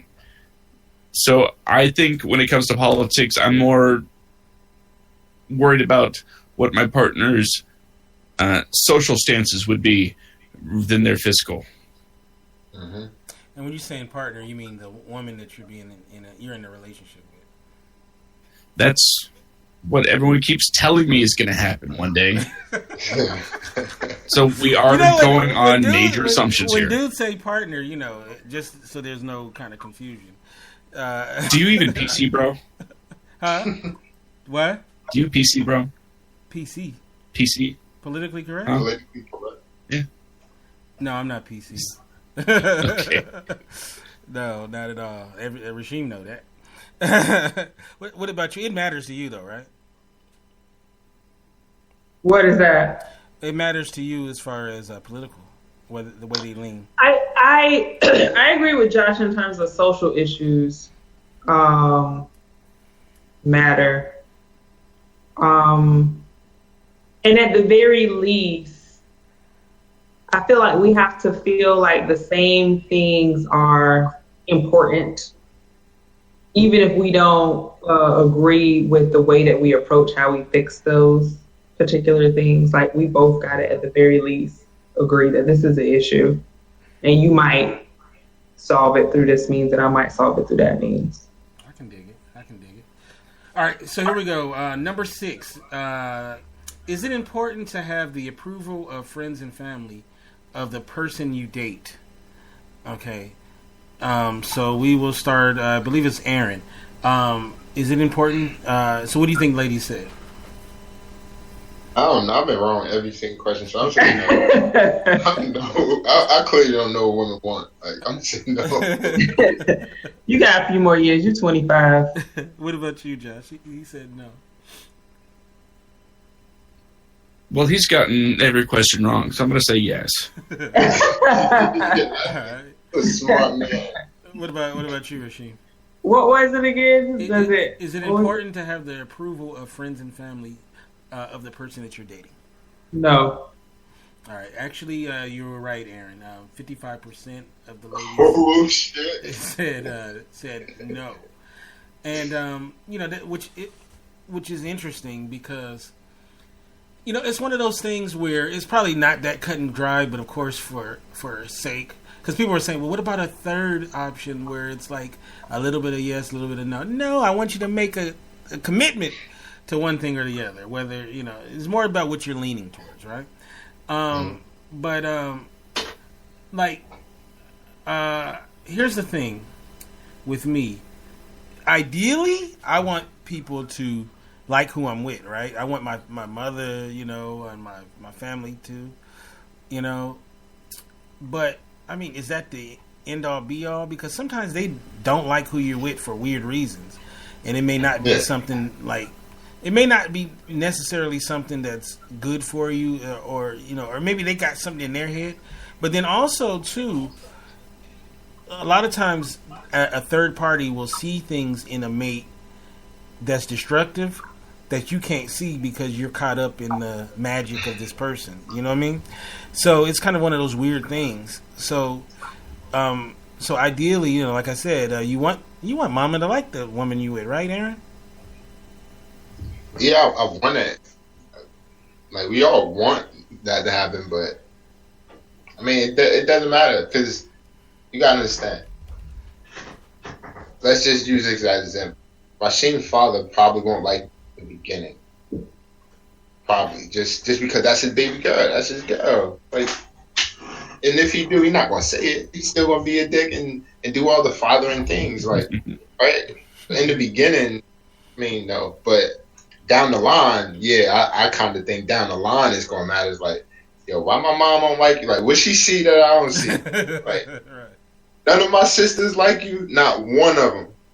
Now, they don't never want to take you on the shopping. They don't never want you to come on the family reunion. Like, why? Like, at some point, I think it's going to matter. But in the beginning, it's like, all right, whatever. Shut up, man. I'm about to go on a date. Wow. And I'm gonna say something about what I think about Rasheem and that. But what about you, though? Is it important for you, Josh, to have the approval of your friends and family? I agree with just about everything that was just said. It goes back to the topic we were talking about before. At what point do you bring this person around your friends and family? And how long do they have to be around your friends and family before you think what they say is important? At some point, yes, I think it is important that your friends and family approve of who you're with, because you don't want to be separated from your friends and family because, you feel like you can't bring this person around them. And be careful, too. Oh, go ahead. I'm sorry. Go ahead. I was just going to say, to bring up a point you made earlier, once your friends and family are around this person long enough to really get a sense of how they are, if they're not digging this person, like you said, they could be seeing all of the warning signs and all of the red flags that you're too blinded to see because you're in love. Mm-hmm. And also be careful that you can poison the well unfairly of the person that you're with. What I mean by that is that sometimes what'll happen is you and your mate will get in an argument or something, right? So tell your mom. And then so before she and it's really your point of view of what happened. So it's probably not a very fair, accurate description of what happened, more than likely. So now you done told your homies, you done told your brother, your sister, your mother, whoever you confide in. So now all they got is a bunch of bad information. So, you know what I'm saying? So now they're like, so they start looking like, I don't like her. She, but really, it's probably more than likely not fair. So be careful when you are sharing some of the things that happen in your relationship because... Great point. Because I remember, right? I'll tell you, and I always tell this story, but when, long story short, I cut a chick off. Woke up the next morning, windows busted out, it was lipstick on my car, it was paint on my car, and this wasn't no cheap car, right? So I called my sister, because that's just what I do. I called my sister. She did this, and she's like, well, what did you do? Like, huh? What you do? Like, she got mad at me, and that's just going back to what Kente says, like, she knew I did something to get all this. Like, you always gotta have that one person, but when I call my mother like, where's she at? Da-da-da. I'm like, I never liked her. Da-da-da. That's because I was telling my mother my side of the story all the time. Right. But my sister knew, like, Aaron, you did all this to that girl. What you got is a little bit compared to what she got. Yeah. You know what's so funny is too, you'll be dating somebody, and then when it's all over, then that's when everybody will say, well, I never liked her. But it's, like I said, it could be because you poisoned that well. Like, she never really had a shot, anyway. So, but I think, though, Rasheem is the kind of woman that I think the families be liking Rasheem, huh? I can tell. She seemed like that. You probably like Christmas. Where was Rasheem at? Right. Like, this is my new girlfriend. Right. She probably got exes. Their parents are still asking about Rasheem. Probably. I actually am still friends with my ex's moms and sisters. That's a no-go. I know. That's terrible. That is terrible. See, that's why you gotta wait before you introduce them. That's why you gotta wait. Yeah, cut that off. It doesn't interfere in any of their relationships. Steph says, I don't really want to meet a guy's family until I'm sure. Yeah. See, we're in agreement on that, Steph. All right, number 7. Can women and men be friends if one of the two really wants a relationship? We kind of talked about it a little bit on the Friend Zone show a couple of weeks ago. So I believe the odd numbers go to Josh. So so can a man and woman be friends and one of the two is like really wants more, like wants a relationship? So what do you think most women say? I think most women said oh my goodness. You don't know either.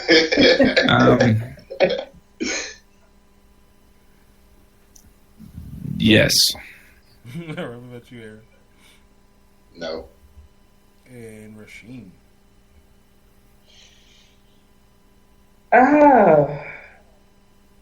So I'm trying to separate my experiences from most women's experiences and just like go with what the survey would say. So I guess I would have to say no. I think most women would say no. 62% said no. No. And you know what? Because like I said, we kind of talked about it a couple of weeks ago, but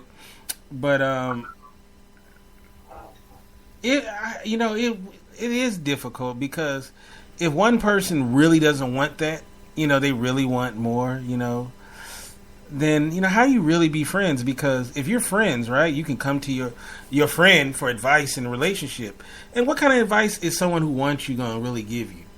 You know what I mean? Just going back to the last. Well, one of the things Mm-hmm. So it's been my experiences that guys have not always expressed that.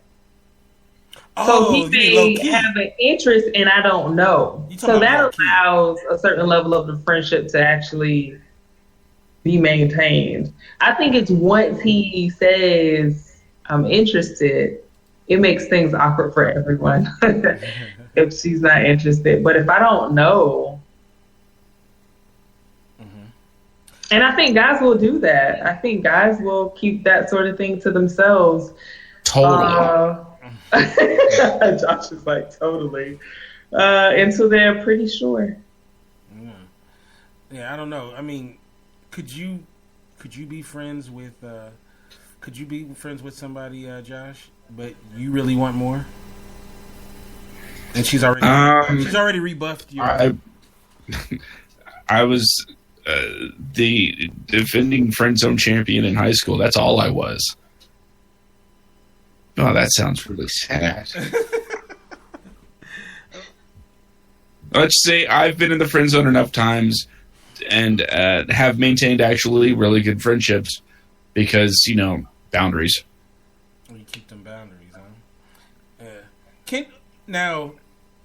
Have you ever, I don't know, have you guys ever dated somebody and you saw that they're supposed to be friends, but you could tell, oh, dude really wanted more, and you tried to tell her and she's all like, no, that's my brother. Have you ever, has that ever happened? Aaron? Oh, you mean like you could see another dude like trying to step on your toes like that? Yeah, like you could just tell. Yeah, yes. I hate them dudes. It's like like the worst. It's like to me, that's some. I'd say it. That's some bitch. I'd say it. Yeah, that's some Drake type shit. Like, right? That's Yeah. I can't. I was my ex-girlfriend in high school. She had a friend named James, and I'll probably get mad. You can see my face. I'm mad because he always used to send the texts as, "Good morning, beautiful. Hey, how's your day?" Like, hey, we all go to the same school, so I can catch you. Like, you ain't just gonna be flirting with my girl now. Like, I understand. Like, sometimes you might, whatever you. How can I put it? I just sound so bad. I understand sometimes people flirt, right? Because I'm a big flirt, so I understand it. But if, like he said, there's no boundaries. Like, and how do I know that you're not going to let somebody overstep that boundary? How do I know you're not going to overstep that boundary? So no, you're not about to be friends with somebody who clearly thinks you're attractive. I'm not going to be with somebody who thinks I'm attractive. If I think a girl is attractive, I'm going to tell her. I'm not going to sit back and one day she's just going to see me looking at her with all the love in the world. I'm not going to hope for that. So no, we're not going to be friends. We're not going to talk. We're not going to do none of that. It's either I like you, do you like me, yes or no? And if you say no, all right, deuces. Like, we ain't friends. You know what though? You said something, Aaron, that made me feel so old. What? Because I almost corrected you, then I forgot you're 25. Because you said that he used to text in high school, and I'm like, there was no texting in high school. Oh wait, It was pagers, though. There was pagers. Yeah, he used to send Morse code. He used to send Morse code in high school. No, yeah, we sent pigeons. Oh my god, yeah, there was no texting in high school. That came a little later after. Nah, ain't nobody like I can't see it, and maybe that just because of the type of person you are. Mm-hmm. I'm not going to leave that up to chance. Like, how do I know Rasheem is not the next Mrs. Gowans? I'm not going. I'm using that good example, but I'm not going to leave something like that up to chance. No, I got to go approach it. I got to go tell her. So, and if she says, "Hey, I don't like you that way," or "I don't look at you like that," you're my brother. I got friends on. I'm having to chalk that one up to the game, but at least I know where we stand. At least I know where. I don't know how to say it. Whatever. No, you're right. Yeah. All right. So this one is first to Aaron. All right. This is we're changing up a little bit. Number 8. Should the man always pay on the first date? What do you think women say? Yes. All right. What about you, Josh? No. Okay. And Rasheen, what did your people say? You put always? Mm-hmm. No. No. Okay. With 55%, they said yes. The man should always pay. And then someone left a comment. It says, "It's nice if he doesn't. He must find other ways to show that he's generous." Aw, whoever. I want to know who wrote that. Aw, you're right. All right, so I'm one of them. I pay when I go on the date, right? I'm that dude, right? She said she's dumb.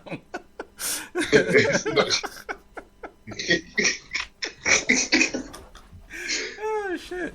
All right, but I'm one of those guys who do pay when I go out with a lady, apparently not every guy feels that way. So I've heard. So what is your take on it? Should you always pay as the man first date? Aaron? Always pay on the first date, and again, that goes to the level of, that goes to the quality of man you are. That has nothing to do with how much you make. You could be broke, but if you go out on a date, you better pay for it. Even if she invites you on a date, because I know a lot of guys like to use it as a loophole. Well, she says she's gonna take me. No, you better pay for the first date. From what I feel, if you don't pay, it lowers the respect the woman has for you. And you ain't open the door, you didn't this, and you didn't pay. Like, yeah, I'm gonna have to put you in the friend zone, buddy. and no Dutch either. Nah, yeah, no. Oh my God, I hate that. It's no Dutch. You know, There's no Dutch. You never did the. You never did the. All right, I had the salad and the pork chops. We is not about to split up the check. We not about to get 2 separate checks. Kente, let me tell you a side thing. If me and you went out, it's either you gonna get the check or I'm gonna get the check. We not going to. I had 2 wings, right? And you gave me the. No, it's either you gonna get it or I'm gonna get it. So no Dutch. Yeah, I agree. The thing that makes me curious about that question is I would like to know how many women responded to that and at the same time said that the man's finances are the least important. I know, right? That'd be a good little breakdown. I wish they allowed you to do that. But yeah. So, what about you, Josh? Are you you answered? You thought the women said no, but are you a guy that pays for the first date, or are you old school? Well, first of all, I thought maybe that there were more independent women out there than I guess. They ain't that independent. We know, whatever. They ain't that independent. As far as can you get back onto me when it actually becomes like a relevant question to me? Oh man! All right. So, but Rasheem, you expect it though, right? Listen. I'm gonna tell you this. Honestly, I don't think that the guy necessarily has to or always, but I do expect it only because it's always been the case. Mm-hmm. And if it's not going to be the case, then for me, because I expect it, it's something that I would need articulated before. Like I would need to know beforehand because I expect it. I'm not going to be prepared. So it seems like you've had a good little ride there before you got married. I know, man. Guys, they come correct when they got I think most women have had the experience where guys pay. I don't think I'm unique in that regard. I've heard a lot of women say that the guy looked at them when the bill came. So I've heard that. So not every woman gets that treatment. I think most do though. Rasheem, I'm telling you, it ain't what. I like from talking to the older people around me. It's like, okay, it's a perspective kind of thing. What you've been through determines that answer. Like, are we going Dutch? Are you going pet? Like, I've actually been told by older women that, if I go on a date, I always keep money because you never know. It's like, damn, it's that hard out here. It's like, is the struggle real like that? It's like, come on. One time I went on a date, and it was like a first date, right? And I didn't have any cash, so I only had my credit card. And I just got paid that day, right? And it got declined. Ooh. And so, I'm like, I did the whole run it again. And, it kept getting declined, right? So the woman, she was real cool. She's like, oh, don't worry, I got it. I'm like, wait a minute. I know I got money, right? So, yeah, oh no, right? So, I'm like, I know I got money, right? And she's like, don't worry about it, don't worry about it, right? So, I called the bank, and I had all this money in my account. So what happened was, because I had made a charge that wasn't normal or whatever, they put a hold on your card. They put a hold on your card. It's funny how they do that when there ain't no fuckery going around with your account. But let something really happen, then they're like, oh, they didn't step in for that, right? Right. So what I did though, I had them take care of it, and then I went to ATM and got the money out. I was give it back to her, right? And she's like, oh no, you don't have to do that. Oh, I understand. So definitely though, that was kind of embarrassing. So, but you know what? I always make sure I got cash though. So, and I also think first dates are different from in relationships. Although guys have always paid on first dates, when I've gotten into relationships, I've taken guys that I've dated out on a date where I traded. Different. That's in a different though. Yeah. Well, I think it's. I mean, when we're in a relationship, it's like I want to do something special for you. You know what I mean? It's kind of like that sort of thing. So that has happened where I paid. It's the gentleman's way. It's like that. I feel that is what's supposed to happen. That is not something. How can I say this? You're supposed to try to impress a woman on a first date. That's the point of going out. It's like, all right, now you're supposed to impress her, put your good shirt on, your good shoes, your good pants, and pay for the meal. It's like, don't go overboard. We ain't going filet mignon and all that, but like take her somewhere where you can afford. You might need to go to Chevy's or Applebee's. Like stay away from Chris, but you're supposed to pay. Has anybody seen that show Atlanta? I haven't seen it. Oh man, there's this great scene.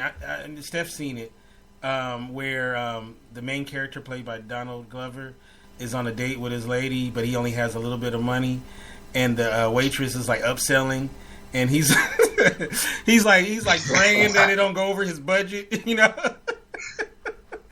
Oh my God, that's so funny. Listen, I know the struggle be real for guys because I feel like it's been my experience at the very least that dating is a much better setup and situation for women. We get to go out on all of these like free dates where our meal is paid for. Guys have to go on the hunt and risk rejection. Then after you go on the hunt and you risk rejection and you actually get a date, you're doing all of these things like you said, Aaron. You're trying to impress her. It's a chance that she may not even really like you. You know what I mean? Like it's time, money, energy, effort invested, and it doesn't necessarily always reap the outcome that you want. So I get that in terms of dating, I feel like women get the better end of it. Hey, you've had a charmed life there, Rasheem. Every guy pays. Every guy treats you typical. You know. I hope that if there's a question on there where you ask them, because and I think this kind of correlates in terms of like if women think that guys should pay on the first date, I bet they probably feel that way because that's been most of their experience. Every guy that wants to date Rasheem, they're like, I will gladly pay. Definitely. I would gladly pay. I have a question. Uh-huh. Is it odd that I find it odd that anybody would really go out of their way to do something to impress someone? You think it's odd that somebody that's odd. Yeah, I think that's odd. I mean, it's like Joshua. It's like when you go for a job interview, you wear your nice clothes. You are bragging about yourself, saying how awesome you are. I think it's the same thing in terms of you going on a date. Like you're kind of interviewing for the position in their life. I just don't feel the same. No. Josh, like, yo, you're gonna meet me where I'm at. Like, I am who I am. Period. We're going to McDonald's. I don't change myself for anybody. Oh, so I should say not dude. Anymore. You that dude, huh? Yeah, he just said, look, you gonna get whatever we going there. I'ma dig my nose at the dinner table. I'ma dig in my nose. I am not going to change from one date to the next. I'm gonna dig in my nose at the dinner table on the first date, so you know how. Wait, Josh, what'd you say? I didn't hear you. Said I am not the person that would change from one date to the next. Okay. First is going to be the same as the 100th, as far as who I am. Well, there's that whole growing with someone in the relationship and blah, blah, blah, blah. But you get what I'm saying, right? That the core person I am is I'm not doing anything for the sole purpose of trying to put a facade and hide my flaws. Mm-hmm. I'm not saying I'm going to go dress like a slob, but, I never do. Couldn't you say you could still be the the best you? Like it's not like it's not you. You just showing the best you? No? That is an excellent choice of words. Yeah, I think but that's that not would be. accurate. I'll tell you something that Derek said to me, and one of the things he was concerned about. Your husband. Yeah. It's interesting. Whenever I refer to him, I call him Derek. Whenever he refers to me, even with people who know my name, he says my wife, and I'm like, I have a name. Anywho, one of the things that he said to me was he was concerned about keeping up, starting doing something that he wasn't going to be able to keep up long term, and he wanted to see me several more times on several more dates. So it was just like, I don't want to do all of this right now because I'm not going to be able to keep this up for the next 5 days. So, I mean, today I can understand and think that, like, I don't want to be I don't want to perform because I'm not going to be able to keep up with performance, if that's the thing. Oh, yeah, I know what he's talking about. Yeah, All right, here we go. Number 9. This is going to Josh first. Should a man be required to pay when he goes out with a woman on a non-romantic friendship outing? So they're just friends. Neither one of them is trying to be with them, but they're going out together as homies. Should the man have to pay in those situations? I know what I'd say. Trying to figure out these women has been tough. Yo, it's tough, right? I'm going to say no. Okay, no. All right. What about you, Aaron? I'm going to say no. I say no. Okay, 97% of the vote, the women said no. Now, you know what's so funny about that is there are women that believe that a man should pay when he goes out with a woman, regardless of what it is. The man should always pay. She says he should pay if he thinks I might get some one day. Wait. He said friendship. Yeah, friendly. If we both friends, she said one day. I might pick up this. Like, if we both friends, occasionally I pick up whatever we do. I pick it up. But I mean, if this is a give and take kind of friendship, then I mean you also have to give. You got to pick one up too, here and there. Yeah. Yeah, I don't like male friends who, they always like, hey man, you got that, that kind of thing. That's whack. And I don't know, man. Like, you know what I'm saying? Like, I don't know. Like I'm a generous person, despite what you may think. But like, especially if I don't feel like. If I feel like it's a one-sided friendship or something like that in that regard, I would have an issue with that. Like, we're friends. You ain't my woman.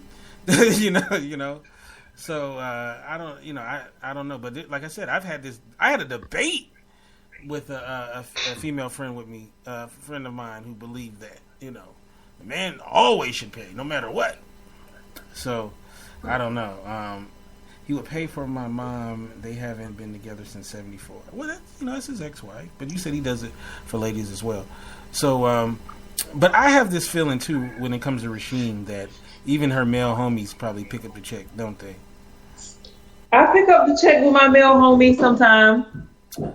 Okay, well, when y'all run in Starbucks and get a coffee, but when it comes to the big thing, that don't count. Yeah, I've offered to pay for meals, and sometimes I proactively pay for meals for my guy friends too. And they be like, "No, we got it."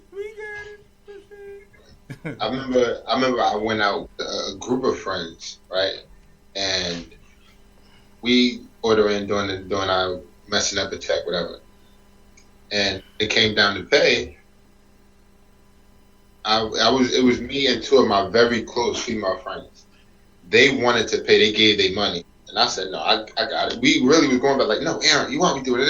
Like, I got you. And I'm like, So after a while, I was like, you know what? You get me now. Since you so independent, get me. Like, nah, I don't really know if I can. I'm like, just shut up and take the money back. Yeah. You mean a friend, Steph, right? Not a guy you were seeing. All right, here we go. Number 10, this is going to Aaron.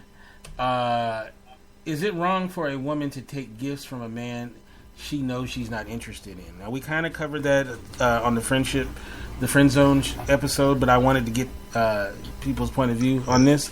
So she doesn't. Is it wrong? Yeah, she doesn't. She knows she don't want to be with him, but the guy kind of gives her things. What do you think? What do I think women said? And I think they say, well, these 40 women, I'm going to go with yes, but the rest of the world, they're going to say no. These 40 women are going to say yes. The rest of no. They don't think, see, nothing wrong with it. What about you, Josh? Run the question back, please. Is it wrong for a woman to take gifts from a man she knows she's not interested in? I think they will say no. It is not wrong. Okay, what about you, Rasheem? I think they'll say yes. What do you think? It's the stalkers. Okay, that's right. Yeah, the stalker thing. Okay, well, 67% said yes, it's wrong. 30% said no. And then someone left a comment. She says, if she is leading him to believe she is interested, it is wrong. Who is this person leaving comments? Like, I know it's the same one person leaving comments. It is only one person, because at first I didn't take off where you can leave a comment. So whoever did it first got the comment in before I took it off the thing, which is interesting though.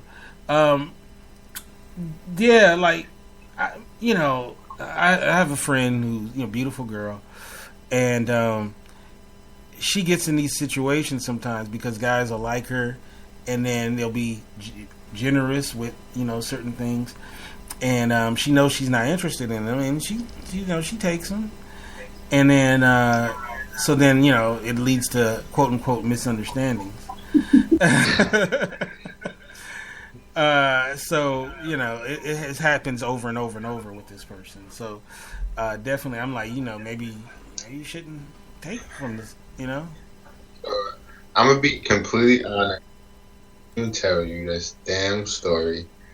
But there was a point when I was that guy, is giving gifts, and it was because she wasn't completely honest and never said, "Hey, I'm not really interested."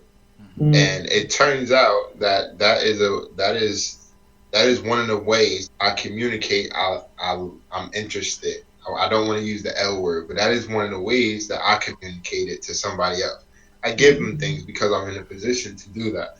So that was my way of saying, "Hey, I'm really interested, and I'm really interested." And at some point, it took, and going back to a last question, a family member saying, "Aaron, she's using you." It took all of that for me to see it and just like, damn, why weren't you completely honest? The price of whatever I gave her had nothing to do with the reason why I was giving her these things and giving her these things.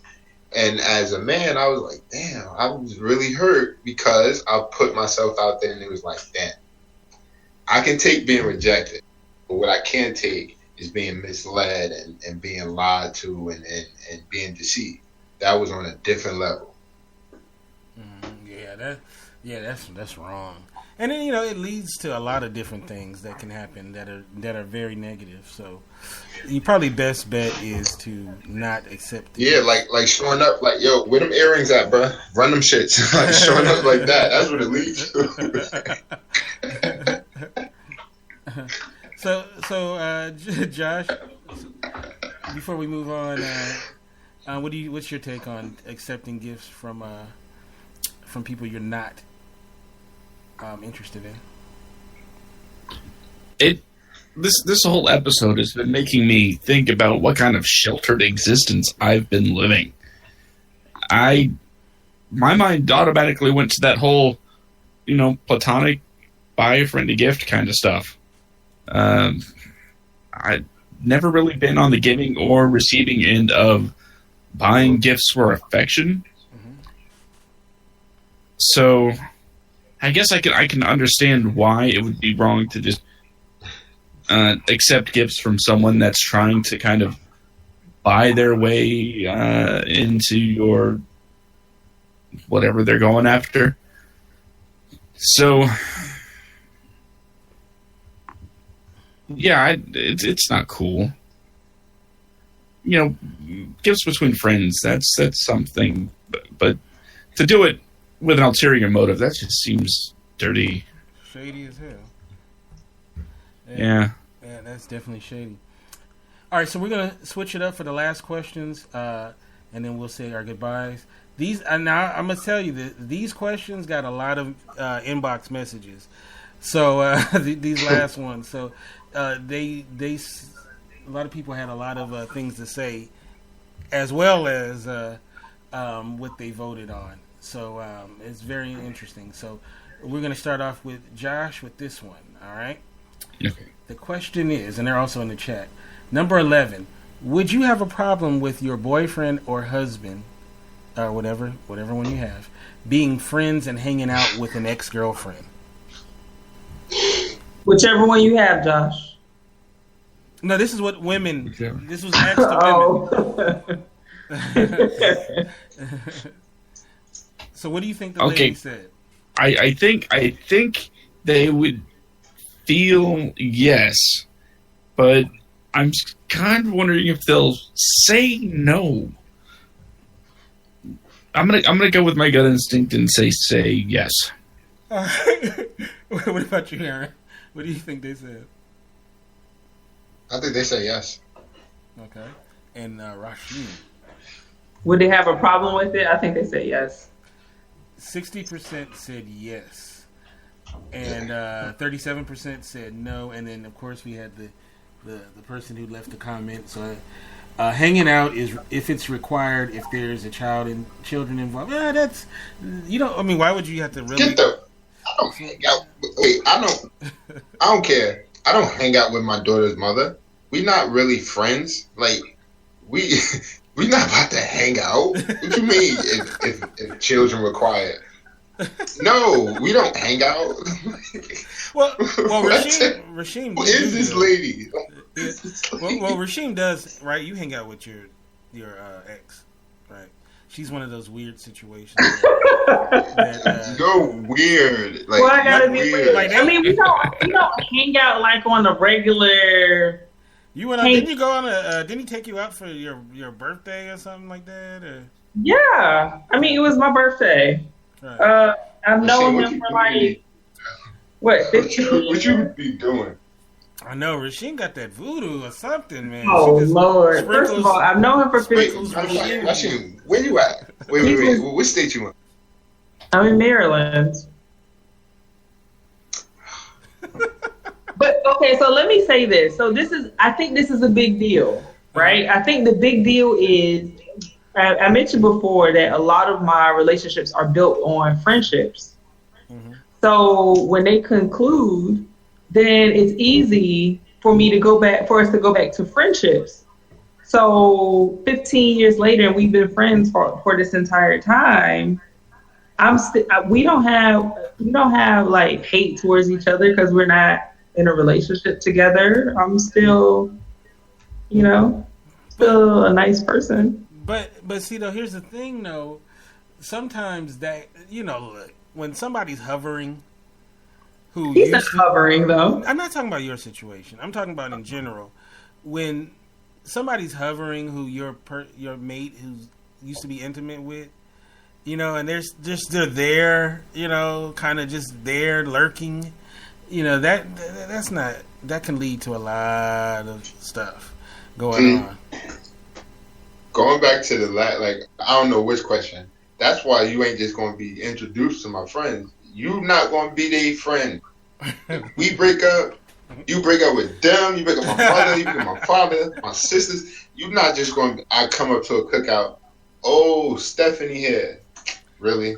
Like, no, it's not about to happen. There's even a way to do that to respect boundaries. Like, I'm not trying to go to the cookout where his new wife or girlfriend is. I understand that that's the space that she's at. I wouldn't do that because I know how uncomfortable that could feel. I think that you could be friends with a person. You are a one of one because all these other chicks were like, "Oh, it's a cookout. I'm going with my sundress and my 3 girlfriends just in case Aaron come with his new girlfriend." That see what I'm saying?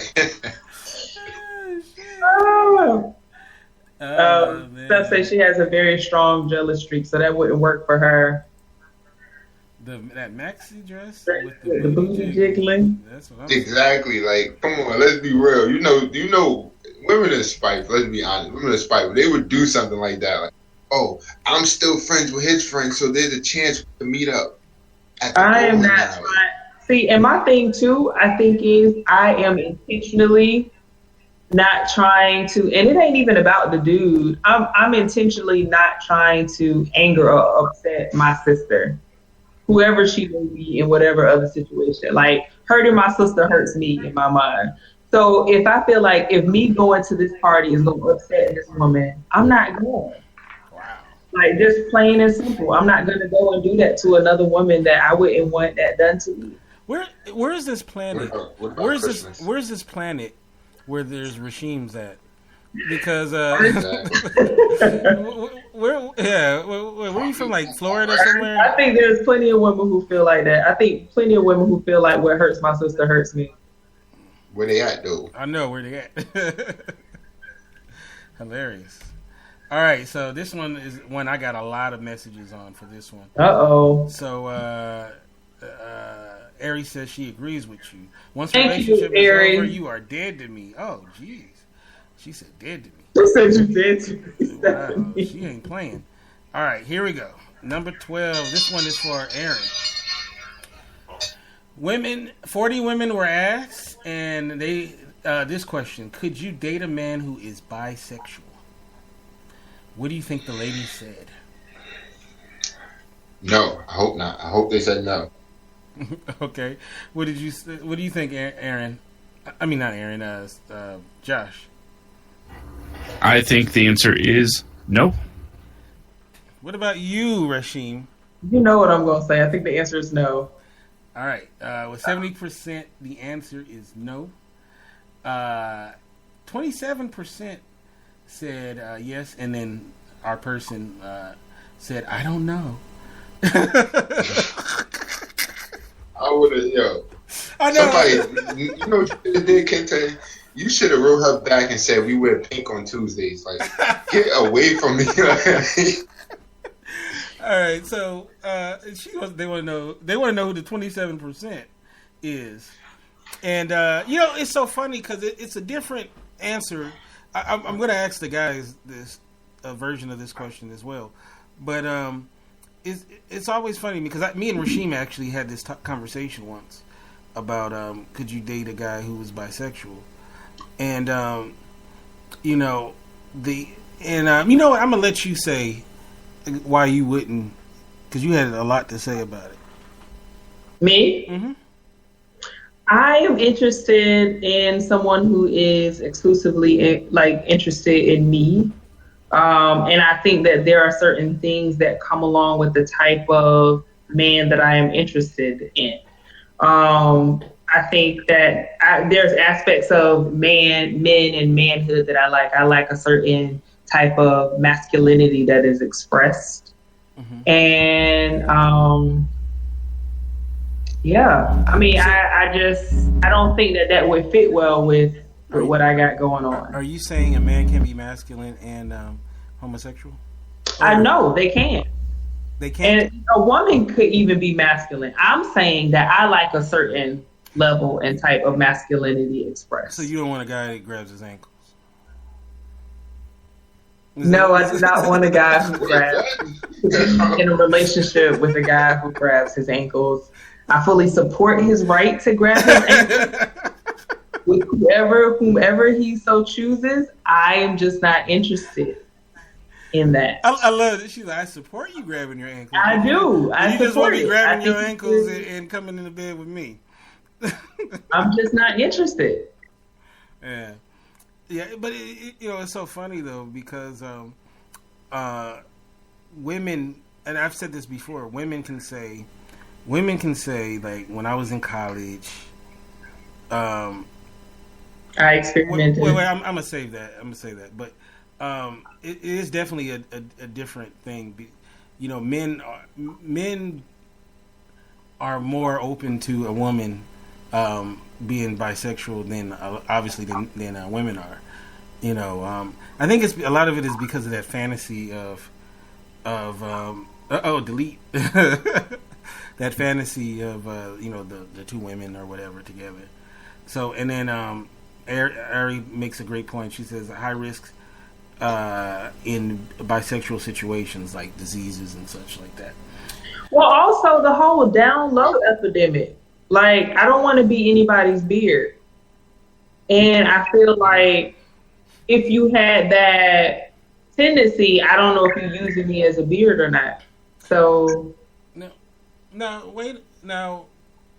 So you don't believe there's a such thing as bisexuality for men? It's not that I don't believe that there is a such thing. I believe that a person could be interested in both.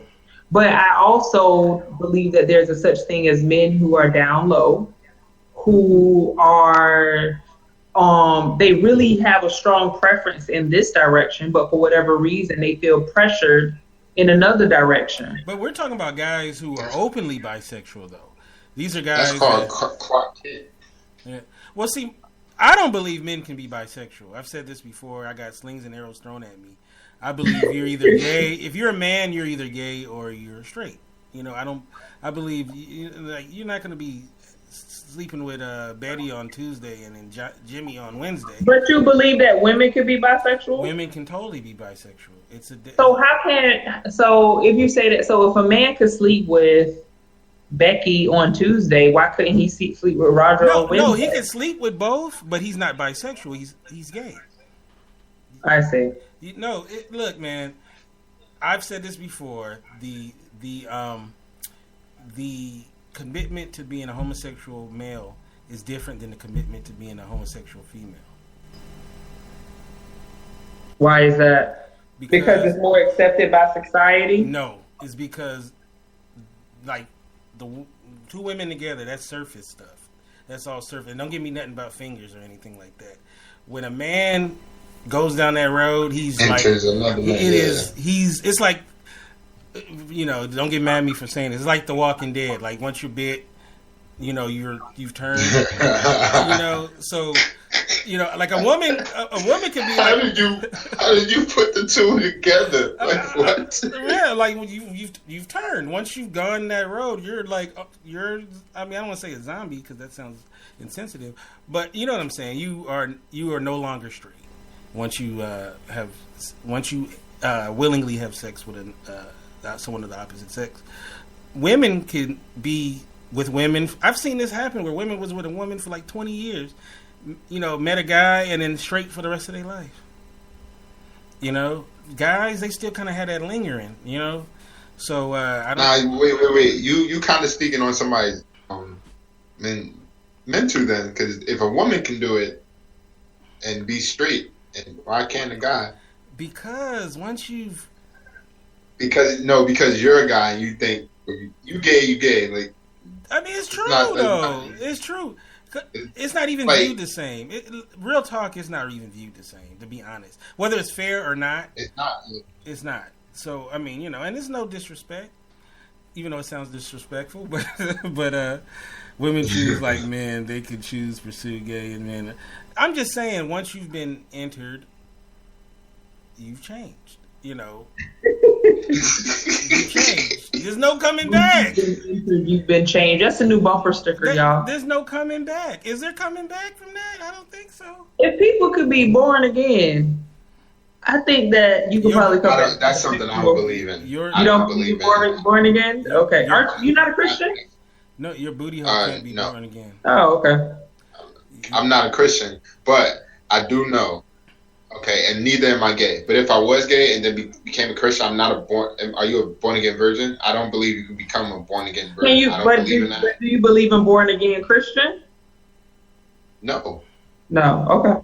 I don't think you're a Christian. You can't be born again. Like, no, you can repent, and now you are a Christian. You're not a born again Christian.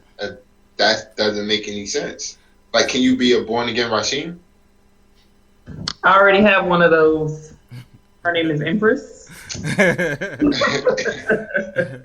Well, Steph wants to know. Like, you can't do it. Steph wants to know, the man can't be redeemed himself.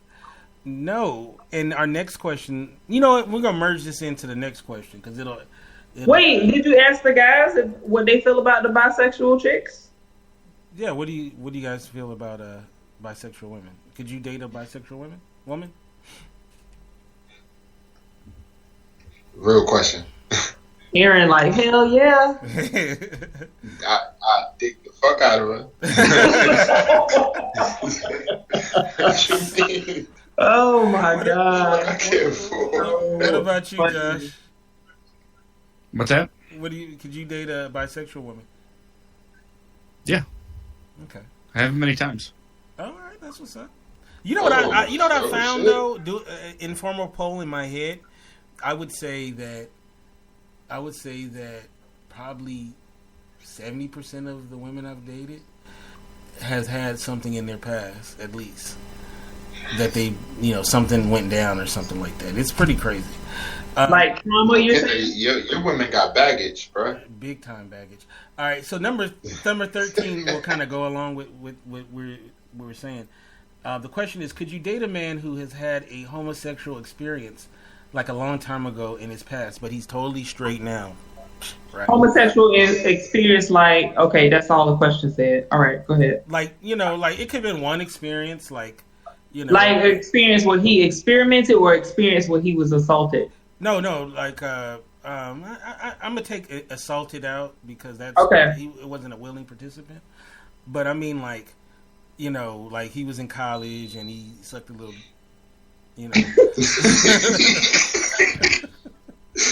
Sucked a little dick to get him all right. So what do you think the lady said? Could they date a guy who's? I think they say yes. I'm gonna be honest. I think they say yes. What do you think the big one? What about you? What about you, Josh? I'm gonna say no.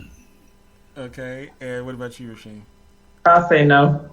Okay, now this was a lot closer actually, but it was still, they said no. They couldn't date a guy who's had a homosexual experience in the past, but it was only 57 to 42%, which is a big difference between the bisexual, margin. I figured it was going to be. Yeah. I figured those were going to be what they were, but the margin was pretty interesting. Yeah, she wants to know, who are these women? Like, why, Steph? Why you want to know? Most open women ever. Like, these are the most open women ever. Right, it's all people. A lot of them are the black people, So it's not like I went to Mars and got these people. They are very open-minded. But so like I was saying though, like women have it different, right? Women can say, you know what, when I was in college, I was, I experimented, I messed with a bunch of women. A guy, if he said, well, I got drunk one night and, blew my frat boy, the difference is big, right? Like women are not. But I kind of, and I'm being honest. Mm-hmm. I kind of like that. What happened in college? No. He ain't about to say that. I kind of like that. Something like that is a different. I don't want to have that in common. Like, it's socially acceptable for a man to say there was this one time at band camp. Like, no, let's not have that in our vernacular. Like, leave that for the women. Like, even though I get that women say it's still gay, but to me, it's like, oh, you and the chicks. like to me, it's like that. So, yeah. So what about you, Josh? Now, like I said, I just don't believe there's no coming back from that. I think once you've gone down that path, willingly, that especially when you're an adult, especially. But like, if you're in high school, it's not gay. Well, I mean, like if you were like a kid, like a little kid, and you bumped uglies with your homeboy. I don't know. I mean, like I don't know. How can you not get that? It's all gay. I'm sorry. No, I'm saying at least there's coming back. I think there is some coming back from that. I'm not saying it isn't, but I don't think there's anything to come back from. What do you mean? Say more on that. Really matter. It does matter, though. It does matter because. Why does it matter to you?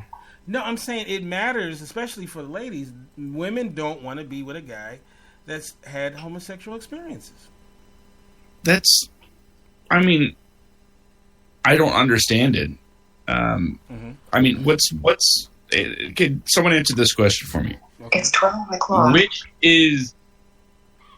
is least desirable? A man that's had sex with 150 women, or a man that's had sex with one man and one woman? I wouldn't know. You said what's more desirable? She don't want either. I don't know. I think most women would pick the 150 women, though. If they had to choose at gunpoint. See, I'm not touching him with a 10-foot pole. He's definitely burning. Like, he's got something. I mean, because what I get from Rasheem's answer and what other women are saying is, the thing is that you don't know if those thoughts will ever come back in his head. Like, all of a sudden now, you know, you could be at the beach on a vacation and some guy's coming out the ocean and he's like, all of a sudden he slips back into the, you know. Let's put it this way: that is more of a character flaw than a sexuality thing, because whether it's a guy or a girl, if a guy's going to step out, he's going to step out. But so many women don't feel very strongly about that. Like, literally, I got in my inbox after that question was like, hell no. You know, that's why I was so, but you know, it's fun. I didn't have none of the they didn't mind hit me up, but I had like, they're like, oh no. And in fact, I had one chick, she wrote me EU and with a bunch of W's at the end. So, She said ew. 42% think it's okay, right? Yeah, he ain't for them. I mean, like, you would. I mean, wouldn't you be thinking like, because see, like you said though, you said something interesting that you like a certain masculine kind of man, and I don't think. And so do other men. Right. So like the idea of, I think that picture of your man grabbing his ankles or on his knees would destroy that masculine feel that you want to have about your man. You don't think about your man and then that pops in your head, you know? But not every gay guy is like a power bottom, you know? Oh, so if he was standing up during, it's okay, right? Yeah, okay. Well, there's the inserter and the insertee. So I mean, I totally understand where they're coming from. I don't. So no, I'm saying I don't. I understand where they're coming from, not wanting to be with a guy who's done that in the past. Look at Rasheem. Rasheem is one of the most pro-homosexual people I know. That's pro-homosexual. And I am for LGBT Oh wait, rights all the way. I'm pro. Wait, I don't want it to come across like I know. No, I'm so pro-gay. Like, He was trying to make a point. no, I'm just saying she's like rides for them. She has like the flag, like the what is it? The rainbow flag. I've said this, And she even said she Look, don't want I to do said- like that. But that's not. I don't associate that with them having rights. I just associate it with I am pro people being able to smoke ganja, but I don't smoke ganja. No, but I'm saying though, you're so pro, you are down with the cause. Those are your homies. Those are your people that you're not really in that, you know, you're not in the community, but you riding for them. And you don't even want to date a guy that has that in his past. I don't find what I want to do particularly relevant to advocating for a No, what I'm saying is, if it's relevant because if Rasheem ain't down with it, then who is going to be down with it, right? Like, shit, If Rasheem say no to that, it's like right. Well, when you did the poll, you said it was like what, 27%? No, this one was 42%. 42% said that they were okay with it. Yeah. So there's 42%. Yeah, they riding with you. All right, so here we go. We're gonna get these last two in and say goodbye. This one is number 14. This one starts off with Aaron. Can you take someone back who's cheated on you? What did you think the lady said? Yes. Okay, what about you, Josh? If they're honest, they said yes. And Rasheem? Yeah, right. All right. 62%. Every man said will answer no, including my ass. 62% said that no, they cannot take someone back who's cheated on them. Lying ass. Lying. Fragile? How are you fragile because you don't want somebody screwing your woman? How's that make you fragile? Please explain that to me, Steph. You could just forgive them. Forgive? I ain't no forgive. They made a mistake. You could just decide that you're gonna forgive them. I don't like community coochie, and I ain't a forgiving. I do not. They make one mistake, and they're like, mistake? How's screwing somebody a mistake? That is a mistake. No, that's a. Nah, that ain't no mistake. That's a. And they're sorry for it. You could decide. I think the reason why it's ego driven and she's saying you're fragile is because you could decide that you're just going to forgive that person. Why? Unless you're saying I don't trust her anymore because she might do it again. Mm-hmm. But if you believe they made a mistake, they're sorry for it, and they will never do it again, I don't see why you wouldn't take it back. You know, Hugh Hefner in the background. Does he know that you're online? Yeah, I was just thinking, like, yo, like, is that like an angel walking behind? Like, she got a robe on it? Yeah, where's the pipe? Steph. I mean, not Steph. Funny. Cheating isn't a mistake. It's not a mistake. You meant to do that shit. You can't forgive. Like, I mean, you can forgive them, but you saying it's a mistake is an excuse. That's like saying I meant to shoot him. Well, I meant to tase him, but I put my gun. Right. Not a mistake. Like, is it when you say that you feel like it wasn't a mistake? Do you feel like it's not a mistake because you feel like she'll probably do it again? No, not saying that. I don't think you really respect somebody who cheat on them. Oh, so you just happen like to fall on your knees while his pants was on your knees. Y'all got all of these positions, grabbing ankles. I'm just. Oh, you want to lay down? What you want to lay down? Oh, you. I think you're mistaking mistake for accident. Like, right. Yeah. I mean, look. More power to those who can do that. I'm just not that person. You know, because if she's cheating on you, then you have some bigger issues that you need to deal with. The fact that led her into another man's bed. So, you know. Wait a minute. So are you saying that if she cheated, then that means that it's your fault? Like, you got to check out what you did? No, I didn't say that shit.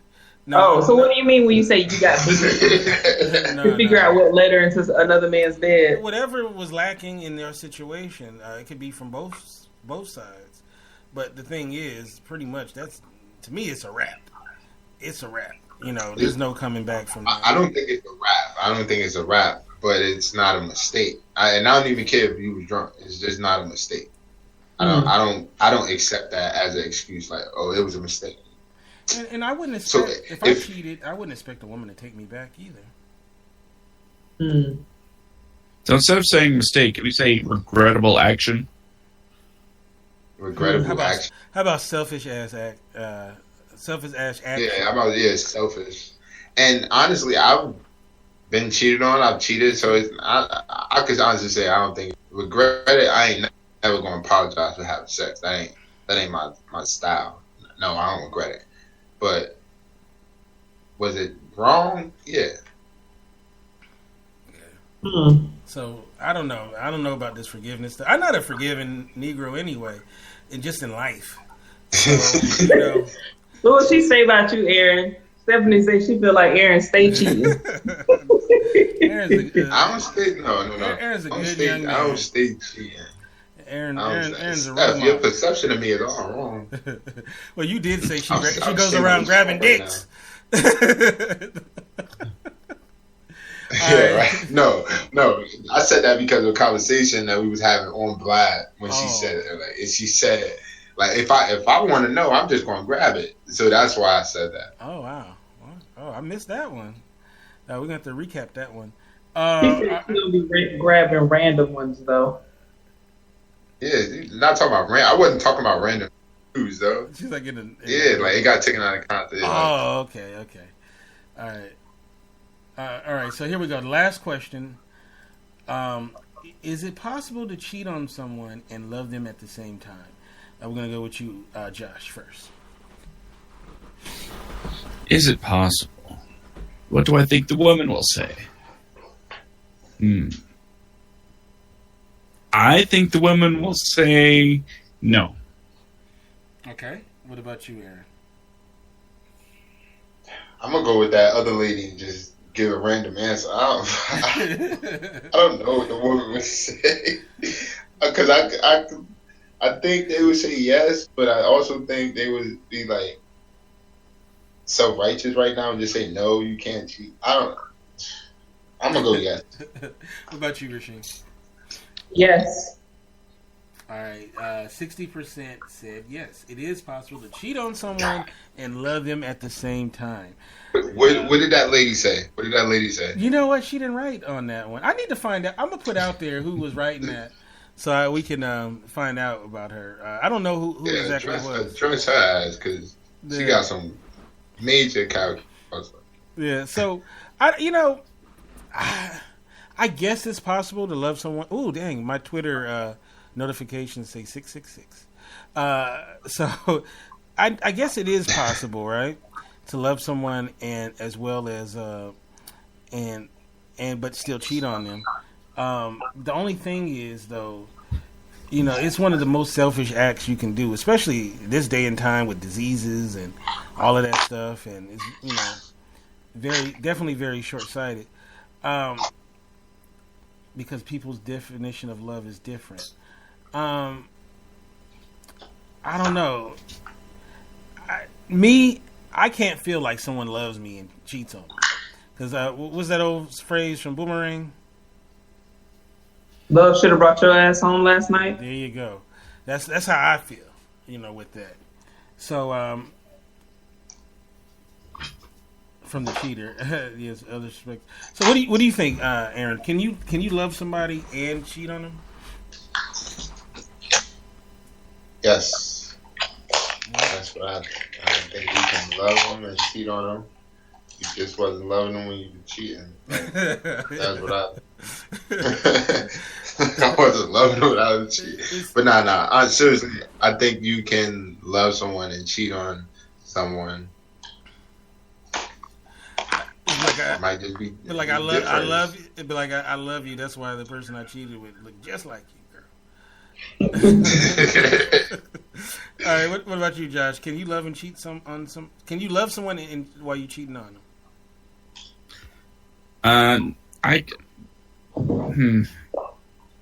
It's possible. We know this.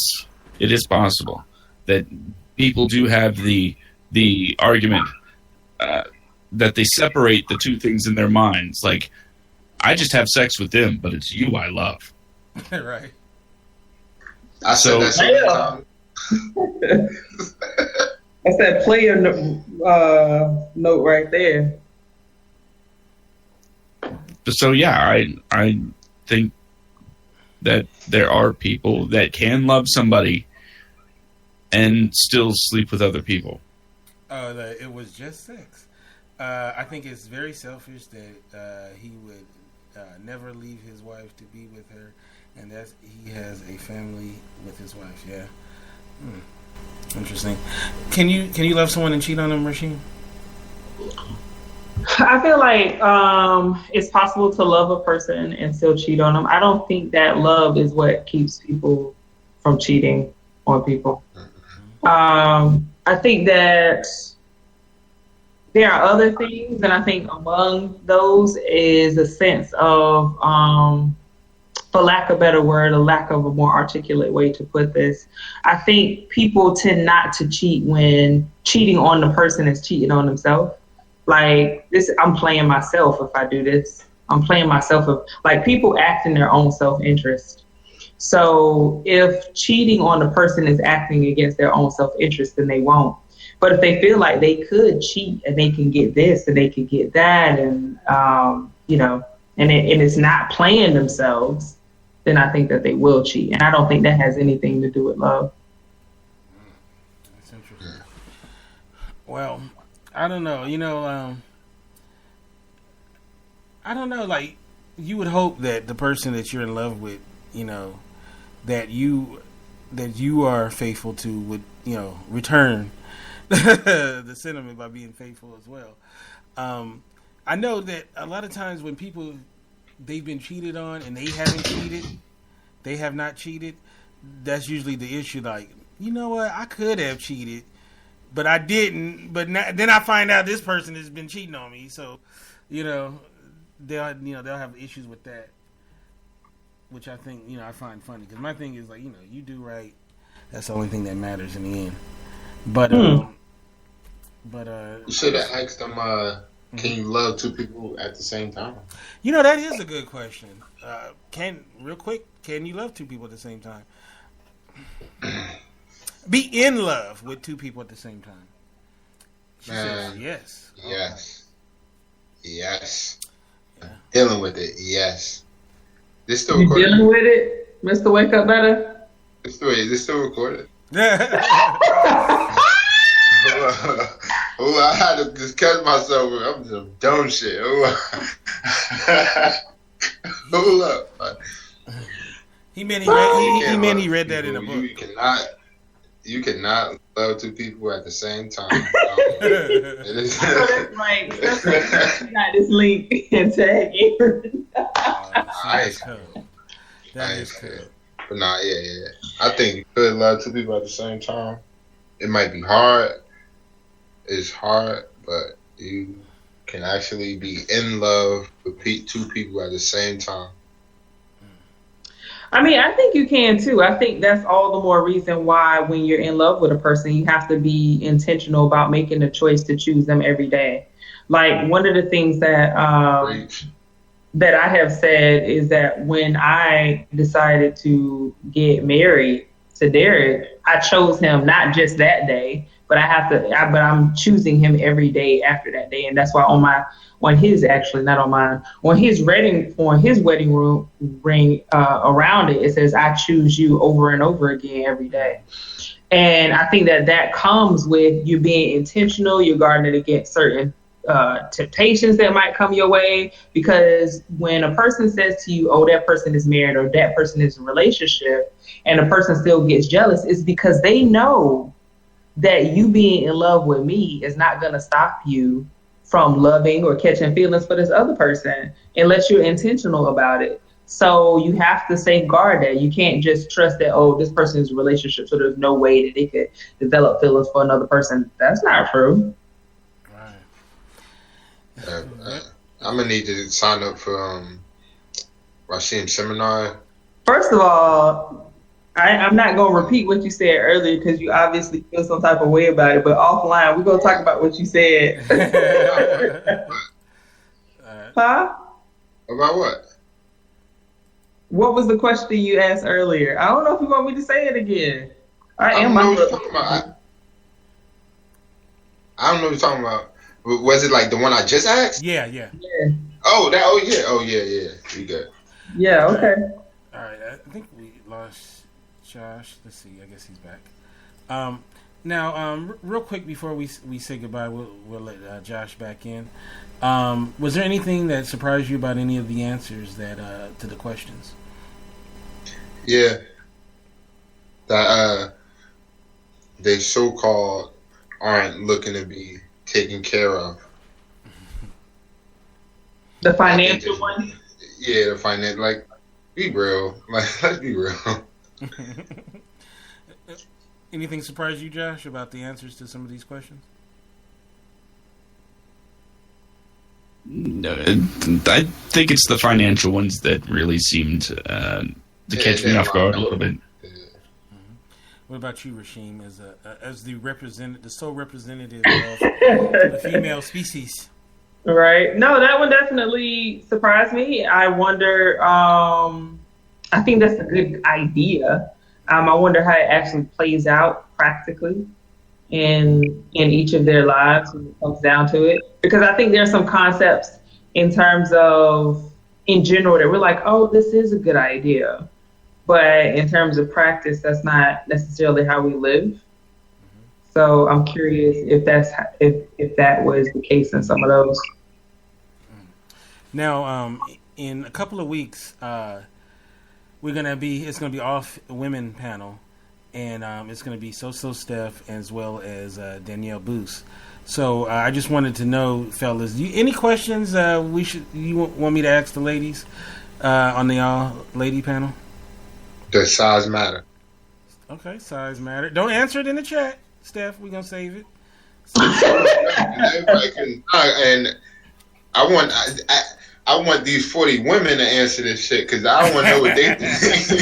They was all over the place. What about you, Josh? Anything I should ask the ladies on the next show? Nothing off the top of my head. There was a song called Bathwater by No Doubt. They posed a question there, and it's, why do the good girls always go for the bad boys? That's a great question. There's definitely going to be something I do ask on there. All right. Thank you once again for coming on the show. I'm sorry for all the technical difficulties, but this worked really well. We should have started with this. It did, yeah. Because when we tried this on Thursday, it was a mess, but this is run smoothly. So props to Huzzah for hanging in there with us. I want to start off with you, Josh. How can people get you in social media, and when can we catch your show? You can find me on Twitter at SemicoreJosh. You can go to Facebook.com/Semicore Studios and catch all the latest and greatest at Semicore Studios. You can also catch the Binscast Wrestling Podcast every Friday night, 10 p.m. Eastern Standard. It's live. Join us in the chat, ask questions, give us some things to talk about. And you can do that by going to twitch.tv, search Bincast. It's Ben's Gaming 808, or Spreaker.com/user/Semicore guys. And real quick, I gotta ask you this: are you happy about your boyfriend Tim Tebow playing baseball? You know, whatever makes him happy. Since he kept getting screwed over in the NFL. Oh, he got screwed over. He can't throw. He's a quarterback, can't throw a football, but he got screwed over. He's also a guy that had playoff wins that got cut. Oh God! Playoff one win against a bad defense. Hey, it was more than a lot of starting quarterbacks in the league. Oh God! You're from Florida. You Couldn't find a job. You're not a Tebow person, right, Rasheem? What's that? Rasheem, you're not a Tebow person, right? I like the people's background stories more than I like the actual full on. Great answer. Perfect answer. Yeah. All right. So Aaron, how can people get you on social media, and what can we be on the lookout for you? Because I know you have the book coming out, and you have a website as well, right? No, website is coming out. I have to buy my name. Someone thought it was a good idea to steal Mr. Wake Up Better. That was or wakeupbetter.com. Someone thought it was a good idea. Check I don't know if they just. Sorry, go ahead. Check what? I was going to tell you they to check the know it's resident. that bad, but yeah, I don't know.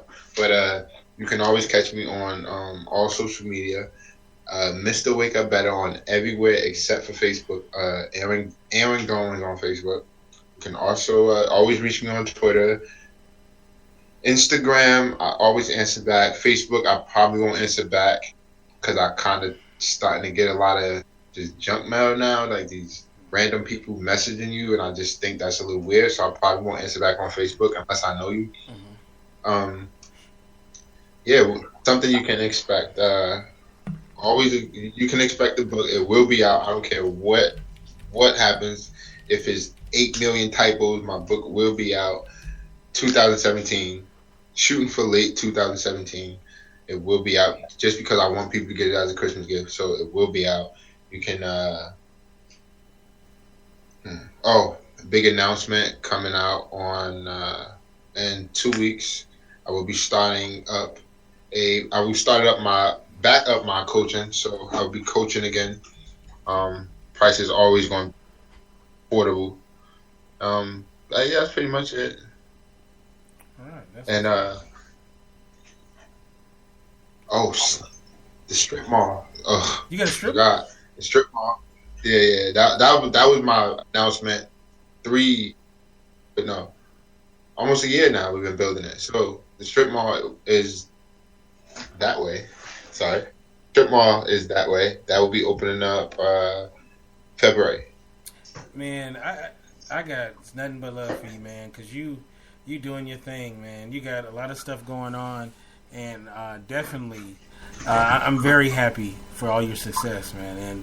And thank you. I can't wait for the movie. But you got a hell of a movie. You don't want to see me act that. No. It would definitely be. Your story is amazing. It hurts. Cats and elevators. It's better than Pursuit of Happiness for sure. So I can actually show you the book if you want to see it. Oh, yeah. Like I still have it, like because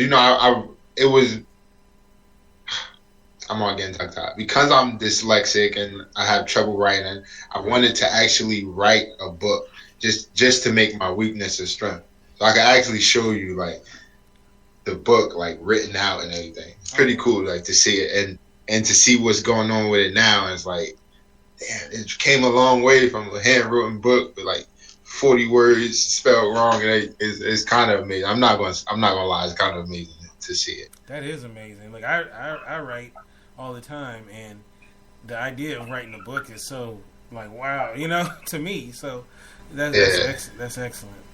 So Rasheem, I want to thank you once again. You are an amazing co-host. Aww. And you know what? Don't you just want to be around Rasheem? Because it seems like the sun is always shining. I really do. It's like that Just these lights. Like really do. See those lights up there? That's what that is. I mean, and your dreads. It's the dreads. Is that what it is? The dreads? You live in in Charm City, and you live a charmed life. So I have no complaints. So, but how can people get you in social media? Tell us about your shows. And what do you got? I know you've been at a lot of panels and stuff lately, so you got a lot of stuff going on. Yeah, so catch everything at S Rasheem. So on Facebook, it is Rasheem. That's the only place where you'll see me as Rasheem. But on Twitter is SRASHEEM, S Rasheem. The website is srasheem.com. Snapchat, if you nosy like me and like to be all up in people's business, you can see what I do on a day-to-day basis. Snapchat is S Rasheem, and Instagram is also S Rasheem. That's what's up. All right, you can get me at Kente F, and you can go to the website indyradio.org. That's INDY radio.org. Next week we have a great show. We'll be joined by Taylor Dean and Paige Diamond, and that episode is called "Upgrading Your Sex Game." So they're gonna tell us some tips and tricks to use in the bedroom there. So make sure you show up with your pads and your pens. It's about to get real. So don't tell them to show up for pads when you talk about sex. Like nah. Not that bad. So that's next week. Of course, we have the all women panel the following week as well. Once again, thank you everybody who hung in there with us tonight with all the technical issues. We're gonna try Huzzah next for my show on Thursday, and hopefully it'll work as well on this coming up episode. But thank you guys, and God bless, and you have a wonderful rest of your week. After show.